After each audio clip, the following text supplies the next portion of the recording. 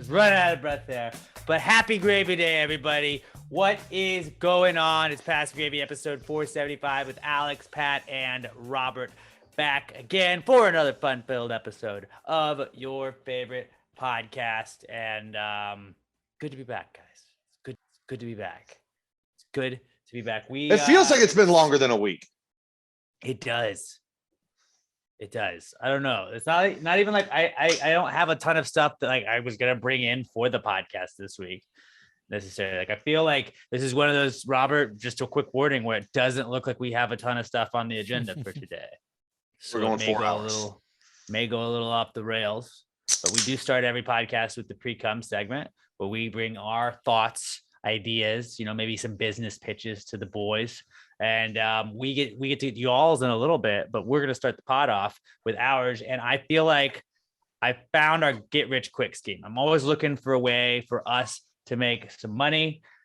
And this occurred to me, Pat, we went on a little boys trip this weekend and we had to stop and get ice. Everybody was drinking a bunch of booze. Shout out to Southern Star for sponsoring the weekend, basically unofficially sponsoring the weekend by just we had a ton of Southern Star beer. So obviously we had to put it on ice. We stopped at a gas station several times to get ice throughout the weekend and just let's buy a fucking ice machine, Pat. That's the easiest way to make money. Like you buy an ice machine and once it makes that money back, then like super easy. It starts at 43 grand. You can get like the big commercial ice maker for 43 grand. And then like, I don't know how long it takes. $4 a bag, $3 a bag to get to 43 grand. And then it's just profit. It's just solid profit from then on out. I'm pretty sure the gas stations like own their own ice machine though. Right. But we just wouldn't do it at a gas station. We would just have our own fucking ice machine. Where? And people would go to, I don't know, we'd figure out a spot. No, I'm actually asking where, because like I'm kind of on board for this, but like where would be a dope spot for an ice machine?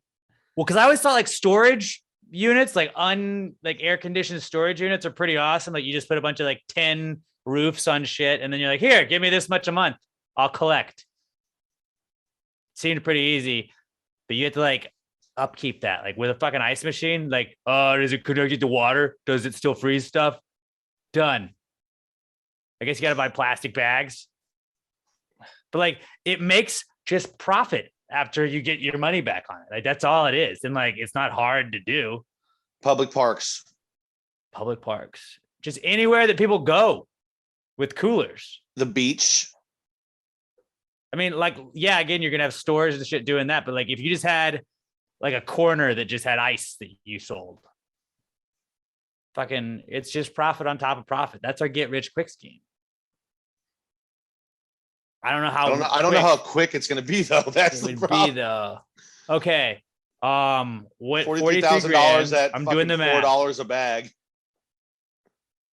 43,000 divided by 4. You know what? We're cheaper, so we're gonna go $3 a bag. Okay.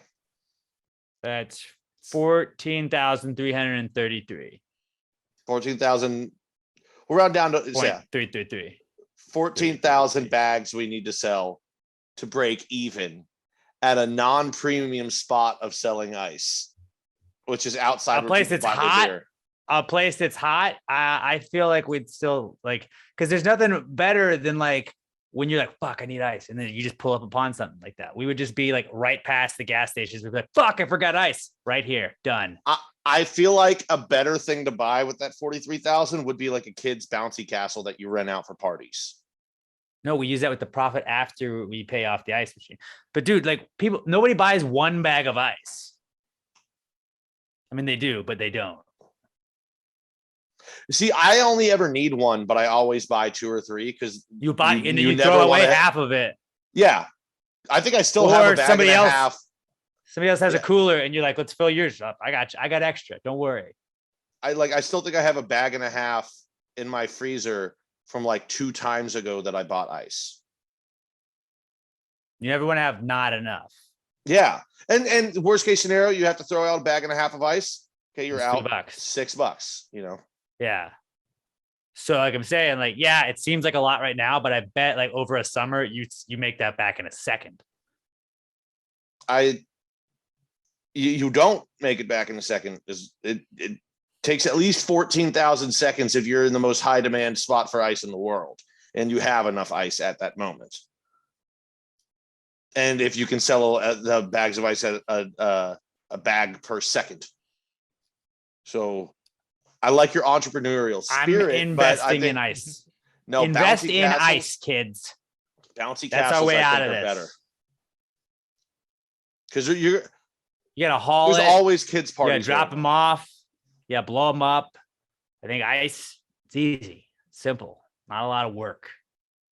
I mean, you have to get a spot of land where the owner is cool with you just selling ice on it without giving them a cut. You have to have a plug. We can move it around, put it on wheels, and they kick us out, and then like we just go steal people's electricity. We're not paying for electricity. We were out on top, you know. How easy do you think it is to move an ice machine? If it has wheels, very easy. They're big fucking machines. Okay, well then still, you're just gonna push it everywhere. You need a truck. You need a trailer. I own a truck. Done. You need a trailer. You need people to help you move it. You need a ramp. Yeah, you need one person to help you move it. Roll that bitch up into the fucking truck and boom, we're out of there. I don't know about you. I love you, buddy, but I ain't pushing an ice machine around. So you got to figure out how to get that. That's why I got Robert. Yeah, the muscle. Robert will do it. Robert wouldn't do it. Bo would do it. I think Bo would be in on this. There's just too much in this plan. Bo probably owns doesn't several. work. Bro, machines. but think about it this way. If you get a bounce house, then you can also use the bounce house whenever you want. Well, as long as it's not currently rented out at that time. But if you have an ice machine, you can use the ice whenever you want to. You know what else? Oh, and I can use ice whenever my fridge makes it. Yeah, but it's not in a cool bag. I'm not going through that much ice, buddy. I just told you I still have 2.5 bags of ice. Or sorry, a bag and a half of ice from like a month ago when I bought ice. I don't use ice in my house. Very rarely do I have cold drinks because I'm lazy. I don't know about that, dude. I just feel like it seems like such a simple idea. There's obviously more to it, but like looking at it from the way I looked at it initially, and I mean, I looked at it that way because my brother and I may or may not have taken more bags of ice than we paid for. But then we were just like, well, actually, you're right. It's all profit after they paid it off. So if you think about it. Yeah, if you have $43,000, you just take the hit for a couple of years before you pay it off. After that, it's all gravy. Yeah, and if it's you like, guys buy one, get one free. If you guys took more ice than you paid for, what's to stop other people? Like we gotta always be. Well, that ice machine looked old, so like they probably made their money back. I bet you make your money back on it less than a year. If you are a gas station that is selling beer, you're just selling ice at a random corner, hoping people drive by and are like, I could use ice. Most people, when they buy ice, we would scout out places. But okay, you know where people buy ice? Outside of where they're buying beer. Or where they go to the beach, or maybe a pier that they're fishing on. It's either you sell it outside of where you're buying the beer, or you sell it where people are going and hope they forgot to buy their ice on the way there. Go to a bunch of tailgates with your ice machine. People always forget shit. What are you going to plug it into? Well, we have a fucking extension cord and we'll get power from somewhere else. Not our problem. Okay, but then once you plug it in, then it has to get down to cooling temperature and start creating ice. Yeah, we buy a generator. Done. So now we're also paying for the gas of the generator. We steal a generator. We still gas. Okay. Now you're just becoming a criminal trying to sell ice. You know what you are? You're a fucking crackhead. You're a crackhead who's stealing gas and generators. They're coming after us ice. Like this guy's selling ice on the street, and they think we mean like meth, or I don't know what is ice. Is ice meth or crack? Whatever. Nobody's gonna want ice. And they think we're like drug dealers. And like, he's selling bags of ice. Fuck.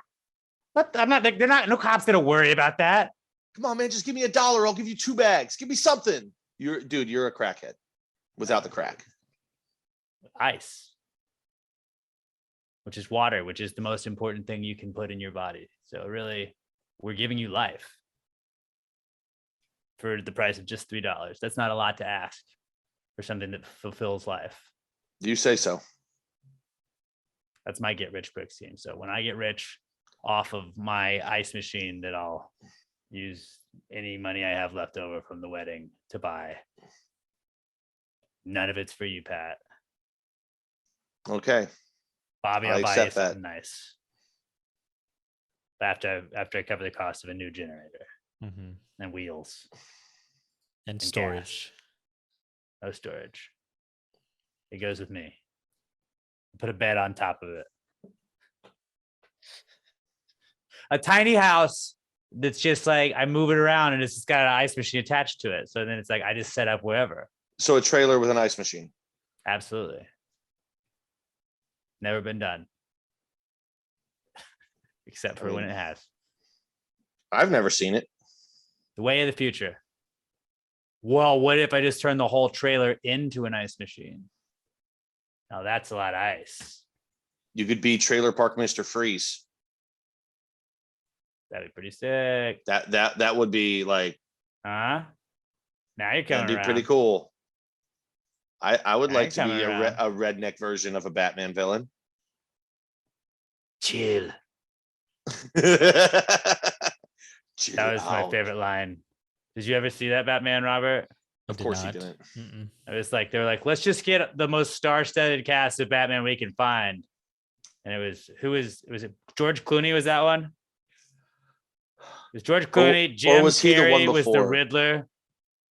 Jim Carrey was the Riddler. I think Uma Thurman was I don't think that was the Poison Clooney one. Ivy. Was it that the one with Chris the guy O'Donnell. was that the Clooney one, or was that I feel like it was Clooney. the guy who played Iceman from fucking Top Gun? What's his fucking name? Yeah, it's slipping my mind. He's just Iceman. I believe that one was Batman Fuck. Forever. Robert, Val Kilmer. Val Kilmer. That's it was. Yeah. Oh wait, hold on. No, we're crossing up two different ones, I think. Because Wow. that was the one. The Riddler was the one with Two-Face and Nicole Kidman. Jack Nicholson. What? No. Well, Jack What? Nicholson was Two-Face, wasn't he? No, Jack Nicholson was the fucking Joker. Fuck, you're right. Who was Two-Face? Two-Face was Tommy Lee Jones. Okay. Still, That big was- name. Yeah, that was Batman. I don't know which one was the more entertaining, Batman Forever or the next one that had Mr. Freeze, because they were both so bad. They were very bad, but that was just funny that Oh. like Mr. Freeze's thing was like chill. And Yeah, then he it was froze just everybody, and you're like, ice- he did it. Ice puns. It was. See, I mean, we were children when that came out, so like that's why we thought they were good. But like, okay, Batman and Robin was the one with Clooney, and that had Mr. Freeze and Poison Ivy, and then Alicia Silverstone was Batgirl. Forgot about Batgirl. Yeah. The Tommy Lee Jones. Yeah, this one was even Batman and Robin was worse. Batman Forever wasn't quite as bad, but like wasn't great. also Robert. The important thing to know about Batman and Robin was for absolutely no reason on Batman's suit, it had nipples. Yeah, Sometimes you get a little, sometimes it's chilly. Then why do you give him room? Like you signed George Clooney, and you're like, you know what he needs is Batman, hard nips. They had to make Fucking him wild look like times. he wasn't too sexy, the 80s. No, the this was 90s. 1997. The Oh, the 90s. 90s. Yeah. Michael Keaton Close, was though. the 80s Batman. Then we had Val Kilmer in 95, and then 97, they were like, Batman's been missing nipples for like 60 years. Yeah, what we he need needs. nipples. Okay. So that I had my ice machine get rich quick idea, but that was my first thing I wanted to bring in. And my second one, speaking of superheroes, this She-Hulk thing, guys, and y'all are the Marvel guys. I need you to tell me what's up with She-Hulk Attorney at Law. This is a bit, right? Like I feel like I'm in a real life Saturday Night Live episode and you guys are fucking with me. I've always heard of She-Hulk. I don't actually know like the backstory of how she gets her powers and She's stuff. an but it attorney? is- I guess so. Did you ever watch Adult Swim, or was it Hulk could Adult be Swim? It was, attorneys.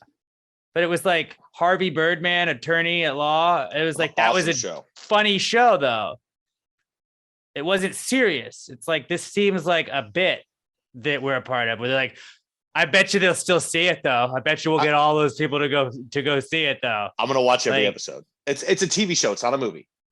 Oh, I thought Yeah, it they was weren't gonna give a whole movie to a woman. Are you kidding me? It took Black Widow fucking 10 years to get one. What is this, Wonder Woman?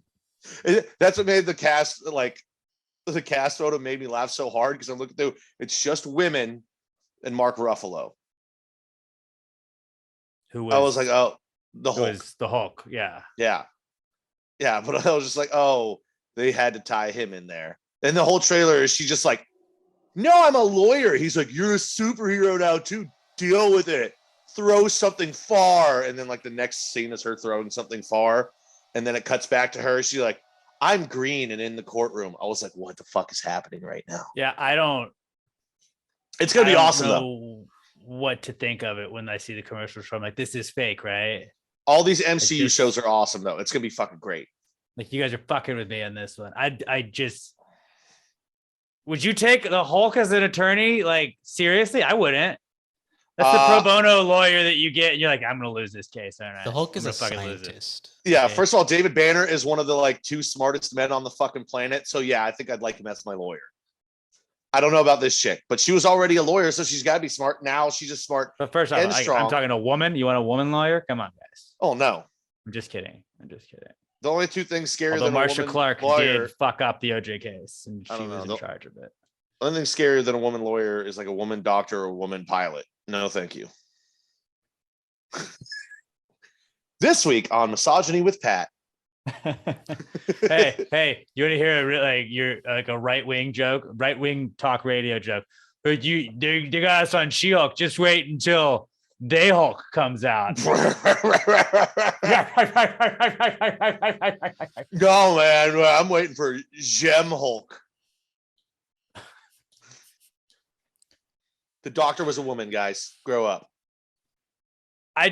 You guys are not like, I thought y'all would know more. Y'all are my superhero guys. I just was like, I feel like this is like, Well, remember when Joker was out and they did the Oscar the Grouch parody of it on Saturday Night Live with David Harbour, and he's like, I'm a grouch, and it was like a scary dark version of Oscar the Grouch. I was like, this is like what I thought they were doing to me with like She-Hulk, attorney at law. Like we threw that in there. Okay. No, there's a lot of superheroes, and this is just one of the ones that I don't know a lot about. Like I've known about the character. I don't know. They need to do more like superhero tie-ins with just regular jobs. Like Spider-Man just works at a car wash. Well, he's a photographer. Yeah, for a newspaper. Yeah. I thought that was just his like side work where he like gets himself out. Well, I mean, that's his Pictures of Spider-Man. It's his alter ego's job. Yeah. All right, Superman Is a reporter. He's a reporter for a newspaper. Name another one. I can keep doing this all day. Well, I gotta think of one. But like, Batman, you gotta be like he's a everyday job. billionaire.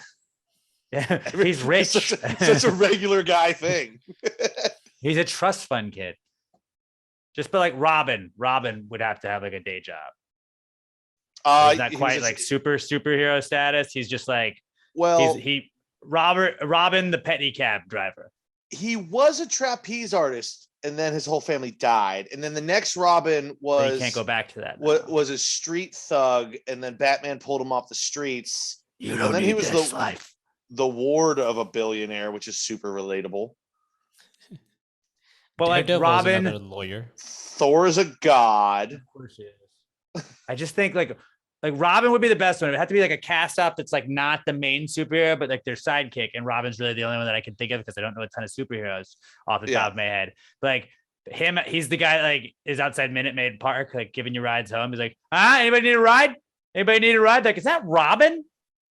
That's Robin from Batman and Robin. The 2 that you named at first were really the closest things you get to regular people jobs. Because I've been going through we had photographer for a newspaper, a reporter for a newspaper, which aren't even really regular people jobs. Then like I was trying to think, and all like what's the next one that that guy popped from Fantastic Four. Well, he was like a scientist. Like they were all scientists. That's why they got to go. But then I was thinking, now. I couldn't think of another regular job at all until I got to the Flash. He's a forensic what is it? Scientist. Yeah, he's like a forensic scientist for the police department. Another thing that's not a regular person. They all have cool ass jobs, except for Clark Mr. Kent and Fantastic. Peter Parker. Scientist, one of the smart, also one of like the 2-3 smartest people on the planet. Well, People fuck like me me then. don't just get fucking powers. Like, oh, he worked in a restaurant and now he can stop bullets with his nipple. He's but like, wouldn't you watch that if it was like Fantasia. Iron Man, Master Chef, and he's just like I runs mean- a restaurant? It's the bear, but with Iron Man. like a burner goes out and he just goes zoop, and like hits it and like restarts the Yeah, fire. like, but he's got to like be sneaky about it so everybody can't know. Well, he didn't. His suit had powers, so No, but he is just himself in the suit. Like he has this Iron Man to go Well, into you work can't- every single day. you can't be sneaky in the Iron Man suit. People are like, oh shit, that's Iron Man. They're like, why does this guy wear this outfit? It's like, I just look like this. It's how I feel on the inside, so it's how I dress on the outside. Accept it, bigot. But like, what if the big rock guy from Fantastic Four, he was like a school teacher? Like that would be a funny show. Like I know, okay, in regular DC universe, he's fucking is he the Thing? Yeah. Yeah, he's just the Thing, but like now he's like a third grade teacher. That'd be kind of funny. What would be the funniest? Actually, so yeah, sticking Fantastic Four, Johnny Flame, if he worked in a restaurant in the kitchen, that'd be perfect. He'd just like snap his fingers, make the fire start back up again. But he could do it on the down low. Is a gondolier guy in Italy trying to lay low. Captain America did those like educational school videos. But he was a government agent. Yeah. The Winter Soldier is what he was, right? What would be the funniest job for Invisible Girl? She would be a tour guide, like where you just couldn't keep up with her, so everybody gets lost. I was thinking like meter she, maid. Like, takes you. She like walks around a museum, and she's like, and over here, and like she keeps looking back, and like the entire like tour is just lost. Haunted She She's House. like, just "Oh, fuck. walked off and forgets to go back. I went invisible again. God damn it. I didn't even think about it. I keep forgetting about this. I wonder if let's work on Johnny- some of those. You think Johnny Flame can fart fireballs? Oh yeah, I don't know who Johnny Flame is, but like with a name like Johnny Flame, he can, if that's his power, he can definitely fire. That's the Human Torch, the guy that I was just talking about that turns into a ball of fire and then flies around. The Human Torch's name is Johnny Flame. Yeah. Like his regular name was Johnny Flame, and they were like, "Hey, this guy could be the Human Torch." Well, I Like, mean, he went nobody in real world puts that together at all. That like, there's a I guy. can't- That's was you. it- Is was that it you? Johnny Flame? Johnny Storm. Johnny Storm, because yeah, that's it. Johnny Storm, and then Sue Storm, his sister, was Invisigirl. They like went up into space and got hit by cosmic rays, and that's how they got their powers. Don't I mean, just Happens to the everyday best shit. of us. Everyday shit. Happens to the best of us. There were scientists Yeah. and astronauts. I'm trying to think Yeah. of another superhero, but I'm really struggling on superheroes. So I don't know a lot. Birdman. Black Panther. Black Panther. Well, he was a prince / president of a country. but not in this show that we're pitching. He's just got a regular job. He's WandaVision, but Wanda has to be like, I gotta live in society now. Gotta lay low. Do we want to keep doing this or do we want to move on? I could Thanos like manages a Chuck E. Cheese. see, Robert, we told you this is what happens when we don't have a lot on the sheet. We do 20 minutes on hypothetical jobs for fake superheroes. I'm trying to pitch TV show ideas. Excuse me. Okay, had other things I brought in though. Luckily, how many tattoos do you guys think get ruined every year because of earthquakes? Because there's definitely some. Like you're getting inked up and just oh fuck, there's an earthquake. I looked it up, and how many earthquakes happen every year? It says the Earthquake Information Center estimates about 20,000 earthquakes around the globe each year. That's about 55 a day. Now that doesn't mean they're bad ones, but like even just like a slight tectonic plate shift. They That's happen enough to in fuck up a LA tattoo. and California all the fucking time. So yeah, it's got to happen. How many a Frequently. year would you say?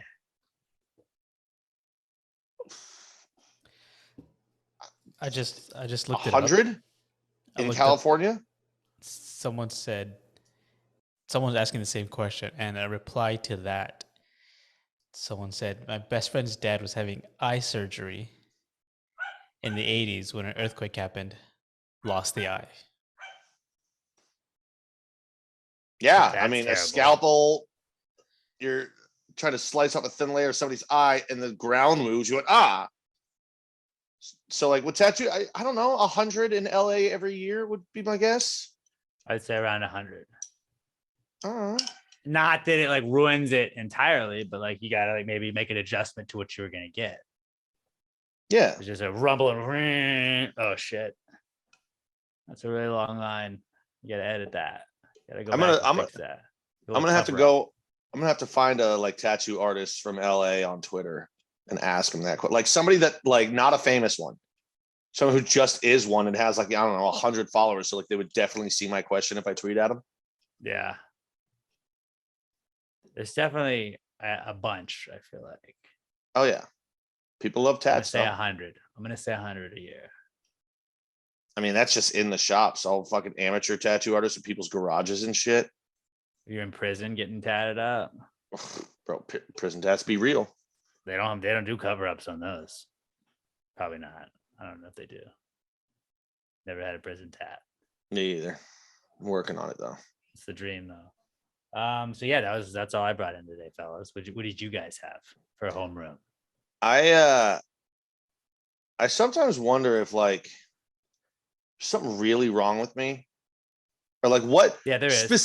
Specifically, what psychologically is wrong with me? Because like sometimes I can just like whip out my dick and pee anywhere, but then it'll come to situations like I'm at a ball game, or this happens every time I'm on the river or on the lake. All of a sudden, I have to pee so fucking bad, can't pee. I was literally, Alex was there. I was dangling off the back of the boat for like 15 minutes trying to take a piss. My body just won't let me pee sometimes. It hurt so bad for like 15 minutes. Like, what the fuck is psychologically wrong with me? What's I'm underwater. Nobody can see my dick. Pee shy sometimes, but like I think maybe it's the element of like that like it's frowned upon to pee in bodies of water, even though it is a lake or like an ocean. It's kind of like people just do this. We know that, but like it's like ever since we were kids, they were like, don't pee in the pool, but like everybody does pee in the pool, and if you say never stop me, you're a fucking liar. I know, but like you like we're around a bunch of people. It doesn't happen in pools. You focus on it. It doesn't happen in smaller bodies of water around people I know. That's the weird. Like if I'm hanging out in a hot tub with 6 of my friends or in a pool around 20 people I know, I can just piss. No fucking problem. Maybe it's because like I know at that moment I can just get out and like go over into the bathroom and pee or like around a corner and pee. But like if I'm on a river or in a lake or at a ball game around people I don't fucking know and will never see again. Like ball games, I gotta go in the stall. Really? Like I don't know. I'll try. That's definitely pee shyness. That's definitely pee shyness. Yeah, but like why? If it's at a ball game. There's so many things I don't give a fuck about. Like I don't know what it is. Maybe you know what? Maybe it's this. When I was like 6 to 8, somewhere in that range, I was showering in my parents' shower, and then like we had like family friends, and the 2 sons came running in and like jumped out and scared me. And maybe now I'm just scared. Like like if I pull up my dick, I'm afraid people are going to jump out and scare me in public. Dude, I think a lot of times there are things I feel like that happen to you at young ages. Like they always talk about, like you gotta be careful if you're a parent because you could just anything you do at like a developmental age can fuck up a kid and you may not even realize what it is. Like maybe that is like one of those things you've just internalized that you're like, oh, okay, like I shouldn't do this. I don't know. It's so weird though. Like, and I'll never find out because I'm not paying for a therapist. And they would like, they'd be like, why do you think that is? I'm like, I don't know. That's why I'm here for your clinical diagnosis so that you can tell me what's wrong and then I can try and fix it. I'm not going to pay you for 40 sessions while we figure out like other shit. I'm here for this. Tell me why I can't pee in bodies of water. That would be very much like Tony Soprano at the therapist, but like on the bad trips you'd have. It's like, what's the fucking with the 3rd degree? Like, well, I'm supposed to ask you about yourself to maybe learn more about like what's making you. Well, fucking get off my case. Like you came to me to specifically talk about this stuff.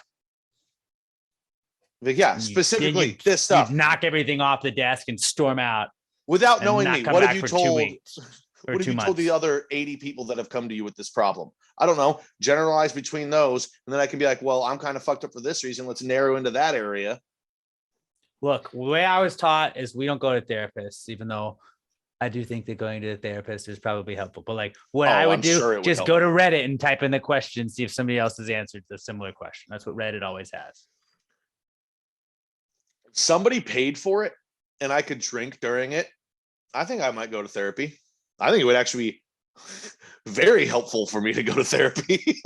I also think that. Instead of just drinking on the couch playing video games till 3 every night. Birthday present for next year. We had I'm not going to say their name, but I saw somebody had suggested like in one of our DMs, they were like, hey, we'd like to, like offer, like they gave us like a promo code and everything. And I was like, I feel like we wouldn't be doing a great service to like a mental health thing when we just shit on everything all the time. Like I don't know. Specifically is a reason to not have like a mental health like therapist. It was like one of those online ones, and it's one of the ones that you can probably think of that is sponsoring a lot of other podcasts right now. I was just going to say the name. On that. I feel like that would probably be good for us. No free ad. Maybe I'll go back to him. Maybe I'll go back to him and see if they're Schmetter Schmelp. It rhymes with Schmetter Schmelp. But it's like online ones, and it's like, I don't know. If I want to go to a therapist, I want the full experience. It's like I want to lay down on like a thing. Oh no, see, I would need to do. I want to lay down and be like, I just don't know. I would need. I don't to feel do like it's as this. personal. I feel like it is more personal when you're in front of somebody. It makes you more vulnerable. Bro, if I'm not as vulnerable if I'm in the same room my podcast and talk shit about sports in. I don't feel like I'm that vulnerable, but that's just me. If there's travel time, I'm gonna find an excuse to skip it. But also that they're like, you can't drink during this. I'd be like, well, I'm in my home, so you're not going to tell me what to do. Yeah. Also, I'm not going to open up to you if I'm sober. So do you want this to work, Doc? And when I'm not sober, I'm going to open up way too much. Yeah. We'll get to the answers fucking quick. Mostly just me crying. Yeah. And then shouting and lashing out. That's how I work. We've had the best goddamn quarterback in the last 20 years for fucking 16 seasons. We've got one goddamn Super Bowl. So, Pat, did you want to talk about yourself, or did you just want to rant about the Packers? I fucking hate Ted Thompson. Again, I thought we were discussing you. Yes, that is unfortunate, the Packers playoff record in the last decade or so. But hey, lady, this is my personality. More about you. This is all I got. I allow my sports team to define who I am as a person. I'm sorry. Yeah, take that and run. You know what's weird though? That's why I know that like if I talk to somebody about like I just let the Giants affect my day-to-day life every single football season, and then in the off season after a couple months I'm like, okay, this is nice, and then football season starts up and then I start getting anxious and I get panic attacks and I freak out on Saturday nights before a Sunday game, even though like they're like gonna consistently be bad, and they're like, well, just don't watch football. I'm like, fuck you, dude. This is a weird thing that just crept in my head. You notice how I kept saying she? That's a weird flip on the misogyny I was showing earlier, that like when I think of a therapist I think woman. Like I would. That's because you think of Dr. Melfi. You are 100% thinking of Tony Soprano. but like I don't think I would want a dude therapist, because eventually I'd be like, I would tell him to go fuck himself. If it was a lady, at least I think my manners would kick in and I wouldn't say that. But is that good? That's holding an emotion. I need a team. I need a husband-wife team to fucking analyze me. I need like a good cop, bad cop situation where it's like, you're right, Alex. Fuck the Giants for doing that to you. And then like somebody else is like, no. Maybe you're allowing this to be a thing. You're allowing, and it's like, no, back to good cop. Shut up. Back to good cop. I need you to validate me right now. I don't even think of like good cop, bad cop. I'm thinking like, I want good cop, bad cop. You need to delve into your emotions. And the husband's sitting there going like, hold on. The Packers playoff record actually is him delving into his emotions. This makes sense. Let's follow that road. Like, thank you. You get it, but I need you to turn around, close your eyes. I need her here for when I start crying. Because it's going to happen a lot. Robert, fucking almost cried earlier watching Hard Knocks. What would your therapy be about? just this podcast, you're like, fucking, I just don't get it. Alex and Pat, like, what the fuck is their deal? Yeah, I just need to vent. Like they had nothing on the spreadsheet, so I thought it was gonna be a I shorter thought it one. was gonna be a quick podcast, and we're 7 hours in. It's actually the longest one of all time. Where do I go from here? And they're like, well, Why do I keep doing this to myself? you did it. Yeah, you did this to yourself, man. That's what you brought in today, Pat? Yep. All right. Bobby, what'd you bring in? So apparently, Taylor Lautner has confirmed that his fiance, Taylor whatever, is going to take his last name. So she is also going to be Taylor Lautner. That's Yeah. Jacob from Twilight, Yes. the wolf guy. Mm-hmm. Now, Robert, I got to ask you something. Who told That's you pretty about this? wild. Twitter did. I saw that Taylor Oh, okay. Lautner was trending. That's I'm like, what? real. Why Her is name is Taylor Dome. Taylor which- Dome. Which, okay, come on. That could Kids not have been an easy, dumb. that could not have been an easy last name for her to have in high school. That's why Definitely she's not. taking. I never thought I would hear Robert talking about Taylor Lautner. I was surprised too. Like Taylor kind of disappeared after Twilight. Did you know that the pitcher Madison Bumgarner once dated a girl named Madison Bumgarner? I did not Seriously. know that. Yeah. That's a real fun fact. When he played, It was like for the his high school Giants, girlfriend. That was like every time he pitched, that was John Butchergross's fun fact. Oh, yeah. Bucci loves that one. I love Bucci. Bucci Maine. But yeah, that is pretty weird. Pat, could you date someone But- whose name was Patricia? Oh, yeah. Because then I could, like, when I was being a real dick, and I'd be like, man, Pat's being a bitch today. No, I'm talking in the third person, honey. It's okay. Well, like I always think it's weird because like at weddings, like when you have like at the reception, they'll be like, for the first time ever, let me introduce to you Mr. and Mrs. Taylor Lautner. Like that makes sense because they are both Mr. and Mrs. Taylor Lautner. And it's like, I get like your wife is supposed to be Mrs. whatever your first and last name are, but it's like, that doesn't make sense. Cause to me, like Emma is going to be Mrs. Emma Middleton, not Mrs. Alex. And I was like, no, you're not me. Is she taking your last name? You're fucking better. I'm not that progressive. Oh, look, I'm fairly progressive, but I'm not that progressive. I've thought about that. I was like, man, I think I would get really mad if they didn't. Because I'd be like, listen, you've met my brother. This is the last chance my family name has to live on. You got to do this for me. I'm sure there's other women out there that don't believe in banks or the government, and And you think that those are the kind of aliens are people, here. and you think those people are going to be the kind that sign a government piece of paper to change their name? Great point. Okay, touche. Yeah. Touche. My brother is literally one bad day away from becoming the Joker, but just not as effective. Yeah, because he doesn't really have like a means of communication to the outside world except for But also, like, a cell phone. yeah, I mean, he burns off his fingertips and the government has no way of tracking him anymore. He just Did throws he the do cell that? phone away. No, I'm saying if he did. Oh, Burns his fingertips like Men in Black, throws his cell phone away, and just walks into the woods. Can't track that guy. Now he'd die because he's not an outdoorsy guy. but like, don't lie. Like he's definitely got like one fingertip that like he has tried to burn. Like that was a plan of his, but then he like tried. He's like, this fucking sucks. Nope, not doing that right now.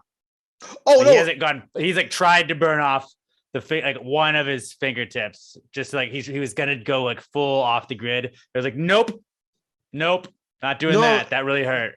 No, and also because I think the only things he enjoys in this world are drinking and playing poker, so he kind of has to stay on the grid for that. Oh no, sorry, and dogs and the family dogs. Those are the only things holding him close to reality. But also, he was always the kid that Poker's the growing up- perfect off the grid place to be like thing to do. But Like you- that's but what you have- outlaws did in the West. you have to be online to do it. Oh no, I'm just talking. Go to the train station, dude. Just Alright. like they did on Red Dead Redemption. But he was always the kid that played with fire, so I'm sure at some point he's burned his fingertip pretty good. He's got he's probably got But like it's a not on pinky purpose. that doesn't have just a burned pinky. That he's like, well, you can't get fingertips off that. I'm actually mad at him because he just grew his hair for like 4 months long and like kind of trimmed it into a mullet, but then just shaved it all off the other day without fully committing to the mullet. I'm like, you're a real piece of shit, Andrew. I feel like I only know him with his shaved head, basically, like a buzz Yeah. cut. Well, it's because nobody's seen him in like the last 4 years. He's off the grid. He's just in How my long- parents' house. How long do you think you could go off the grid, Bobby? Because I know Pat wouldn't last. I feel like Bobby would do the best out of all of us because I feel like Pat would be like, but I want to watch my shows. And I would also be the same way. But what the Big Brother's on tonight? No, I don't think I'd like if you guys last an hour, I'd probably last like an hour and 1 minute. Oh yeah, no, I was gonna say I think me and Alex could make it maybe 24 hours, and Robert I think could go 48. Well, we But would no think longer we would than treat it that. as like a camping trip, and then when we got bored of the camping trip, it'd be like, man, I'm done. If it was during the off season of baseball, Robert need would to check definitely last Twitter. longer. Because he's just like, oh, I don't need to check on the Astros. I don't care. But like Yeah, fully off the grid, I'm talking Beginning about like in November, he'd be gold. living in the woods, making shelter. Maybe I last a night just from being so tired that I fall asleep, and after that, I'm walking into the nearest Denny's. I'm just like, oh, air conditioning. Yes. Yeah. Not made for the wild. Nope. Don't like ants. Don't Not like cut out humidity. for it. I always tell you guys how like I leave Animal Planet on when Wheezy's home alone just so she has something to watch. She's watched a lot of I think it's Tanked, where they make like the fancy fish aquariums and stuff. But then Naked and Afraid has now come to Animal Planet, and like they've done like the XL version. I don't know what that means, but it just seems like it's more extreme, and it's like people have like these like lesions and stuff like all over their like backs when they wake up from the first night. There was like a jaguar that was like stalking two of them on the one that I was on when I came home yesterday. I was like, I would just be like, I'm dead. I'm just gonna die. I'm just gonna die here. Like, I'm not doing that. Like, who the fuck wants to do that? They're like sleeping in thorns to keep shit away from them. It's like, yeah, there's people that are built like that, and I'm not one of those people. I'd be like, I quit. Are you I leaving? Are you leaving Naked and Afraid on for Wheezy? Well, I leave Animal Planet on, but sometimes Naked and Afraid A is lot on. of ominous music in there. That's probably not the best for Wheezy. What am I gonna put on?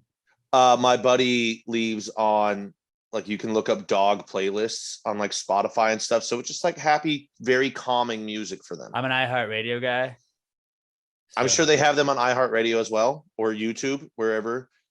But yeah, calming dog music. And I would tell him every time, I'm like, dude, just but turn it Pitbulls off. and They'll be Parolees okay. is on sometimes, and she loves Pitbulls and Parolees.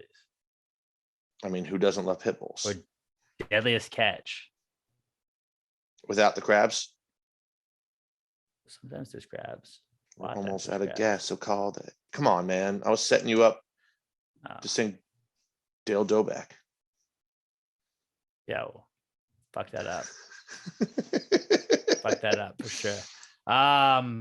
But I guess that was our pre-com segment for this week, guys. Good job all around, team. Let's move on to the Comeback Kids segment, where we tell you guys what's back in the news according to us. And it is brought to you by Pass the Gravy Office Trivia Night. It's time, guys. We are just days away from this. It's going down this coming Friday, August 19th. We are recording this on the 17th, but August 19th is when this is going down at 7:00. I've been talking to the guys at Kobo's and our boys at Southern Star, who are going to be bringing beer and a bunch of swag to give away as well. We do have a grand prize of $300 to the winning team. And then there's going to be some Kobo's stuff thrown in there as well. I'm not 100% sure on the specifics, but I know that Kobo's will be throwing some stuff in to the grand prize as well. We've been on the group chat. I've got all the questions ready to go. I've just got to sort out the order of them. We're going to have 3 8-question rounds. I got a tiebreaker in case there is a tie that people are going to have to know the answer to. And yeah, and then we're going to have a grand prize we give everybody. It's going to be, I think that this is going to be a lot faster, the new format that we've done this with. Last time it was clusterfuck. I'm about to sneeze. Bless you. Sorry. Bless you. They got me right in the middle of the ad. Robert will cut that part. But yeah, so it's gonna be 3 rounds.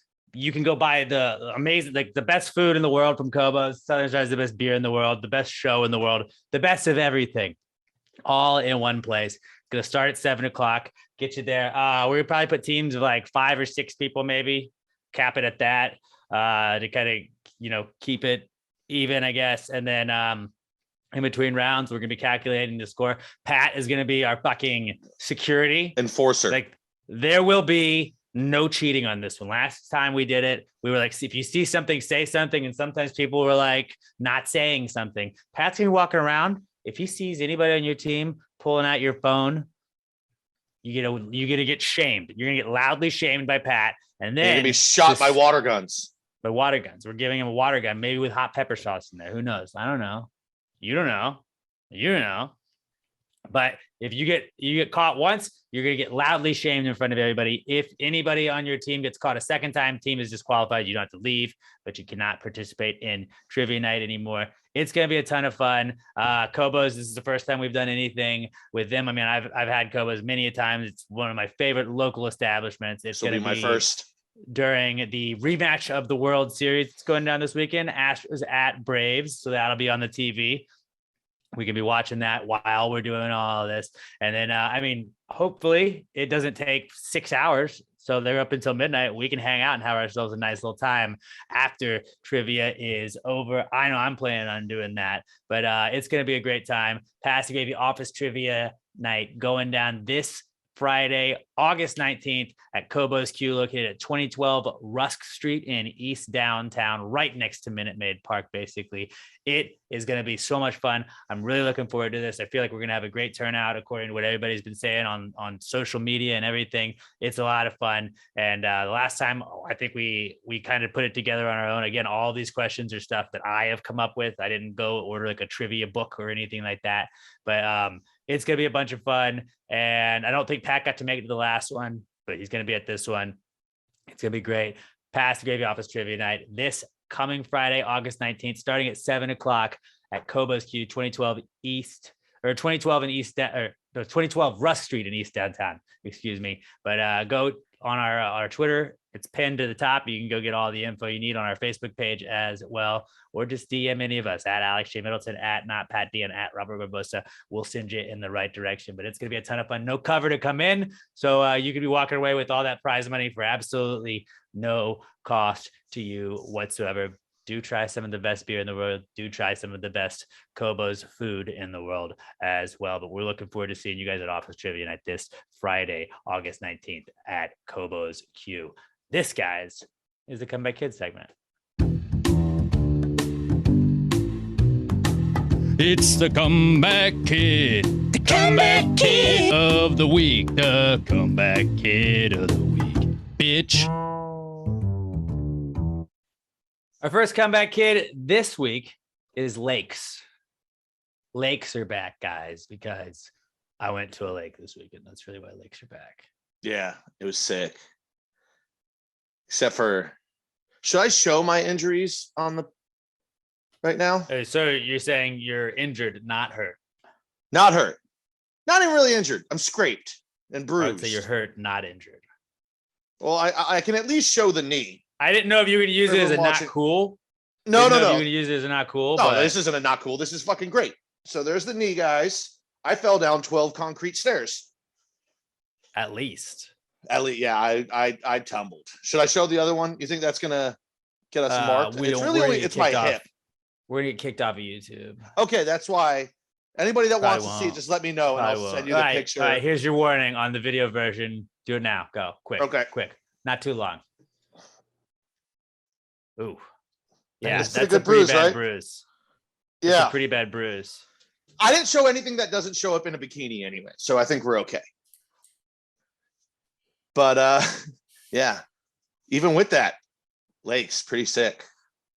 Yeah, lakes were pretty dope. So what happened with Pat's injury? We went out on a boat with the boys. Had my bachelor party this weekend up at Lake Travis near Austin, and we just guys being dudes. Like the one thing we had planned for the weekend was to go out on a boat Saturday afternoon. So we hung out at this lake house we had Friday night, Saturday morning, Saturday evening. We went on a boat, drank, did the exact same thing we did in the house, but on a boat. And they even were like, hey, do y'all want to like tie up and like there's like tie up with some other boats and hang out with them? And we were just like, nah, we're gonna just hang out with this exact crew of people that we came out here with. But we had been drinking for I think 4 hours out on the lake, got back. I passed out on the boat on the ride back. That was fun. Pat I was literally holding its head bro. up. The entire time on the way back, that guy, there was video of me just like my head was like bobbing back, and Pat was just like holding me up. Like I just had my hand behind his skull, bracing either side of his head with my thumb and pinky. Like Weekend at Bernie's, just holding my head up. But we got back, we unloaded all of our coolers and everything we brought on the boat, and we were at this marina, and you had to walk up there, and the lake was like 50, 60 feet lower than what it normally is. So like we had to walk up more stairs because a lot of times some of those stairs are submerged. As we're walking up the stairs, we're pretty close to the top, I would say. And Pat, I think you took a tumble. Yeah, we weren't even going up the stairs. There was a slope, but then there was also stairs next to the slope, so that if you were drunk, it's safer to take that. I didn't think about that. There's like a road going up, a ramp, and then it's like a big boat ramp. Yeah. A really large boat ramp that I was walking up, and I just started to go backwards. And as I did, I tried to catch myself, but my body went sideways at the same time. So I didn't fall onto the slope and just kind of roll. I fell sideways onto the stairs and then went down about 12 to 15 stairs. You like fell on like all three of the apparatuses that you could have been on, because it was like road going up. You fell under the ramp, rolled over onto the stairs, and then just kept rolling. And it was like slow motion, but it happened so fast. It was weird because like it was to the point to where there were people that were working on a boat that were like way away in the marina that we were at, and like 50 yards away. Like they jumped off and started running towards us. Like, oh my god, is he okay? And he like hopped right back. I was like, I'm fine. But like they legitimately thought like something terrible had just happened. Holy shit! A fat guy just fell down hard and very far, and I was just like, no, I'm good, guys. Just scrape my knee. So far, and it was seconds. But yeah, Pat got banged up pretty badly, but that didn't take away from the weekend, because the weekend was fucking dope. It was a fun weekend with the boys. It was a sick boat trip. There were deer. We got to hang out with deer. Deer are also back this week because like they were just letting us pet them. Like they'd come up to the house, like, oh, what's up with you, dude? It may have helped that we threw a bunch of corn out, so like they came up. You threw it, but like inside the house too. I spilled it inside the house. You were taking handfuls and launching them at us. Well, no, I took a bag and hit somebody with it, and I forgot to close the bag, and that's where it launched. I was launching at people outside, but yeah, there was corn thrown in the house to cut this though, so the Airbnb people can't get us. But yeah, it was a good weekend. Lakes are just lake vibes. What was the how like the house had every stereotypical, like the best part about memories are making them. Oh yeah, I read that thing like all of those 6 times out loud. All of those catchphrases that are just very like overdone, but it was like, there ain't no life like a lake life. It was like yeah. No better place to relax than the lake. Stop it. It was tight though. And then we also got really good at throwing tortillas over balconies, like frisbees. Yeah. So fed a lot of ants. Yeah, fed a bunch of ants and deer. Big of us, giving back to nature. But lakes, they're back. Also back this week. That rhymes with lakes. Snakes. Oh, wait. Snakes before we go on to snakes, I threw one in here because it tags off of the lake. Okay. So also back, Shoresy. Now I've talked about the show Letterkenny for years, and then the spinoff show Shoresy. It has a scene in there where they talk about an aqua dump. I'm like, well, what the hell is that? And they're like, oh, we were partying in this river, and Shoresy took an aqua dump in the middle of the body of water. I always thought that was funny. But also, remember when I was hanging off the back of the boat trying to take a piss, Alex? You took an aqua dump? Your boy took an aqua dump. I I did not know that. Yeah, kinda nobody glad I did. didn't know that. I didn't tell any of you because I was like, I almost didn't tell it on here, but I was like, you know what? How dare I? How dare I deprive any part of my life? Yeah. I told one person, it's my buddy who's also a fan of the show. He was like, I'm so proud of you. So I can't, because you know what it was? When I finally was able to pee, my body was like, you got something else going on. And I was like, normally I would have shut it down and I would have been uncomfortable for the next 2 hours we were on the lake.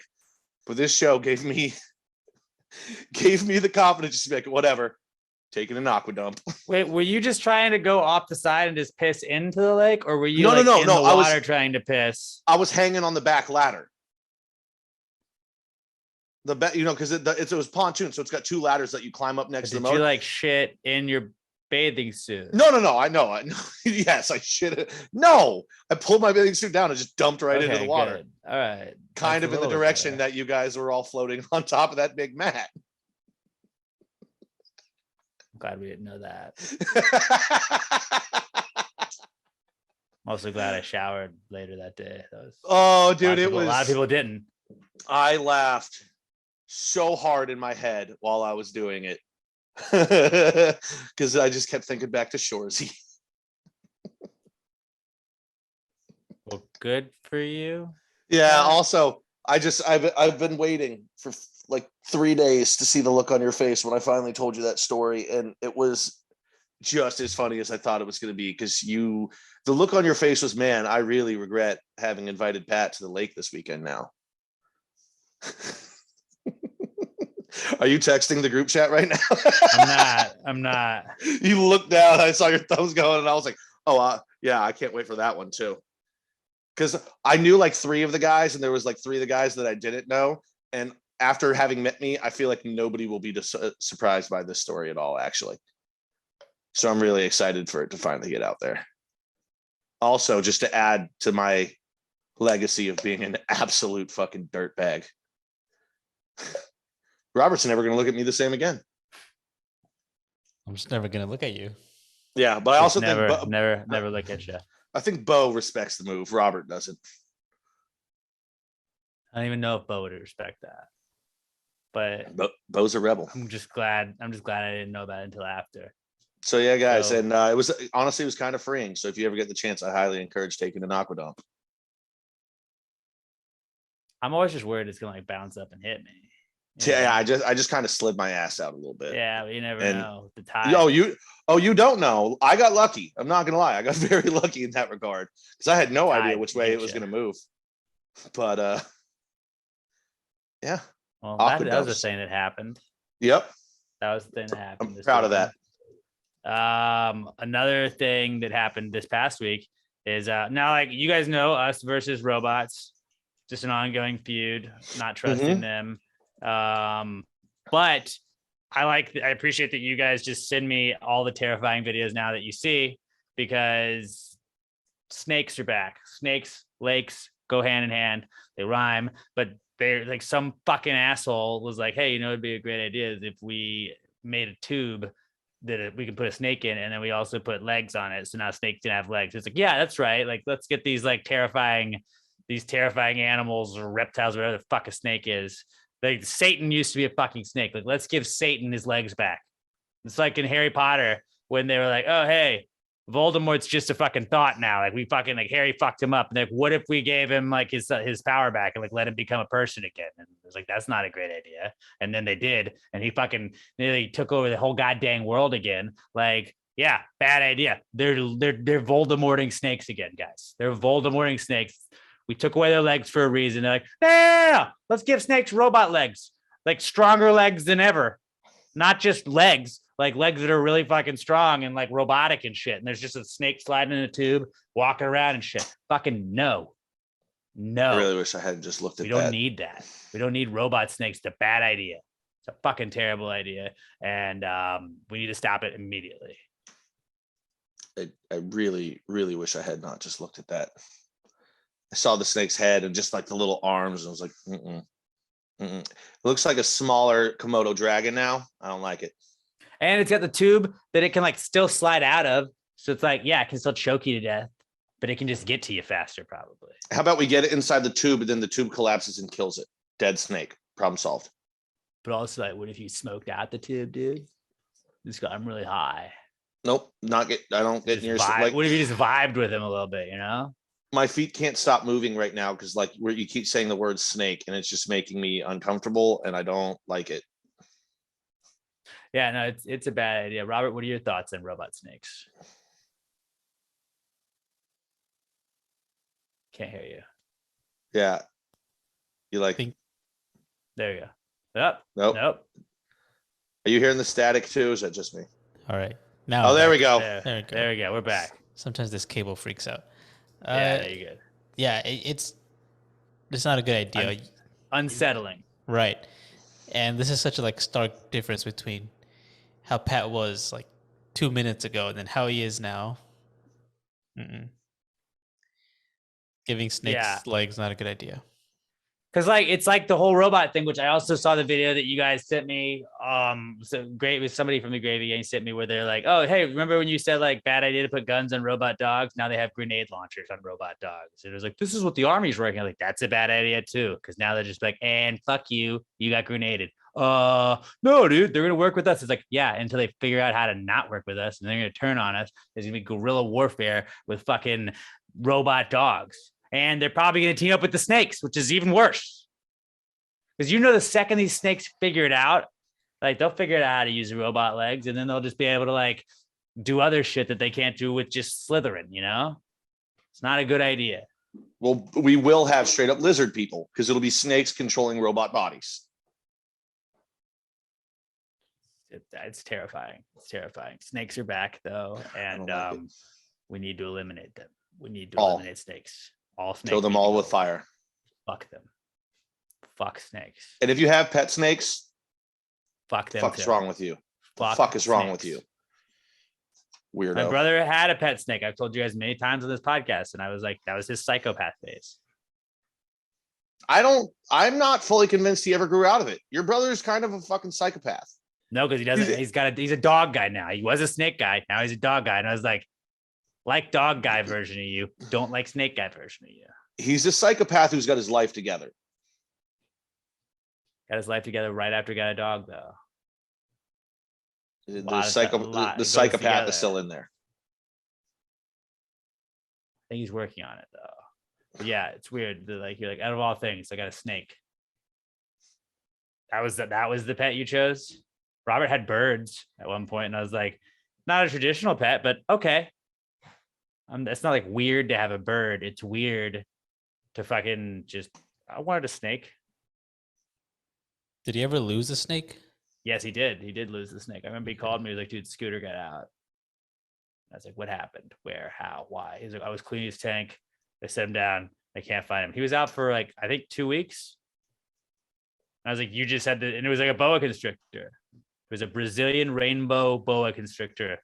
I remember that for some reason. And his name was Scooter, which was a great name for a snake, I thought.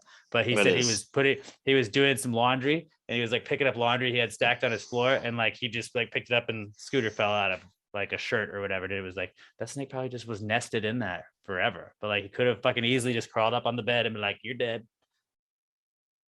It's a fucking snake. They don't like us. Yeah, it also didn't eat for 2 weeks. That thing was ready to bite. Don't always eat. They don't always eat for like a while. Like he would feed it like a mouse or a rat at a certain point, and it would like just once a week. Well, depending on how big they are at that point, like he could still feed it like every 2 weeks, I want to say. I would have got like if I found out my son, first of all, wanted a pet snake out of the house. But if he got one and then lost it in the house, I'm getting rid of the kid. I don't want you in my life. I'm getting rid of the house. I'm moving. Yeah. The kid's paying for wherever we're going. It's gonna be expensive. No. I'm abandoning the kid. Like Joe Dirt set the style. house on fire at that point. I was like you live in an apartment. You have to burn down your whole complex. I don't want to kill the kid, but I'm just going to drive the kid out somewhere and leave it on the side of the road. Snake people are fucking scary. They're weird, dude. It's weird. Get a real fucking pet. My brother went through. Oh, I like having an evil animal that I just keep in a cage, and then someday it'll get out and I'll live in fear. What? Get a fucking parrot. That's more normal. Yeah, and they can talk, which is kind of tight. I'd rather you get a cat.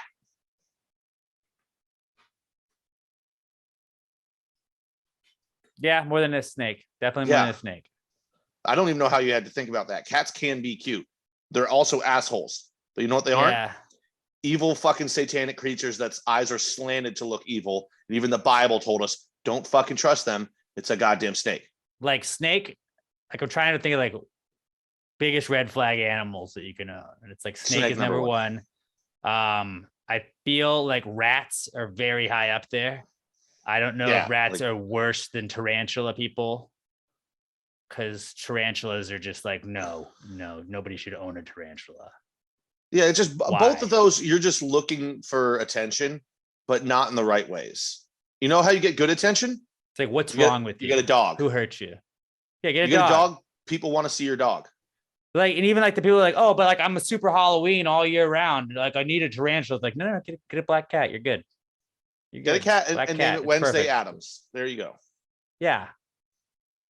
Name it Michael Myers. I don't fucking care. It's a black cat. It's like, I'm not a cat guy, but like, that's a normal, acceptable pet. Not a fucking tarantula. A tarantula is what people in movies have that like it later comes back because it gets out and then it scares the bad guy. And I'm 100% basing that off of Home Alone.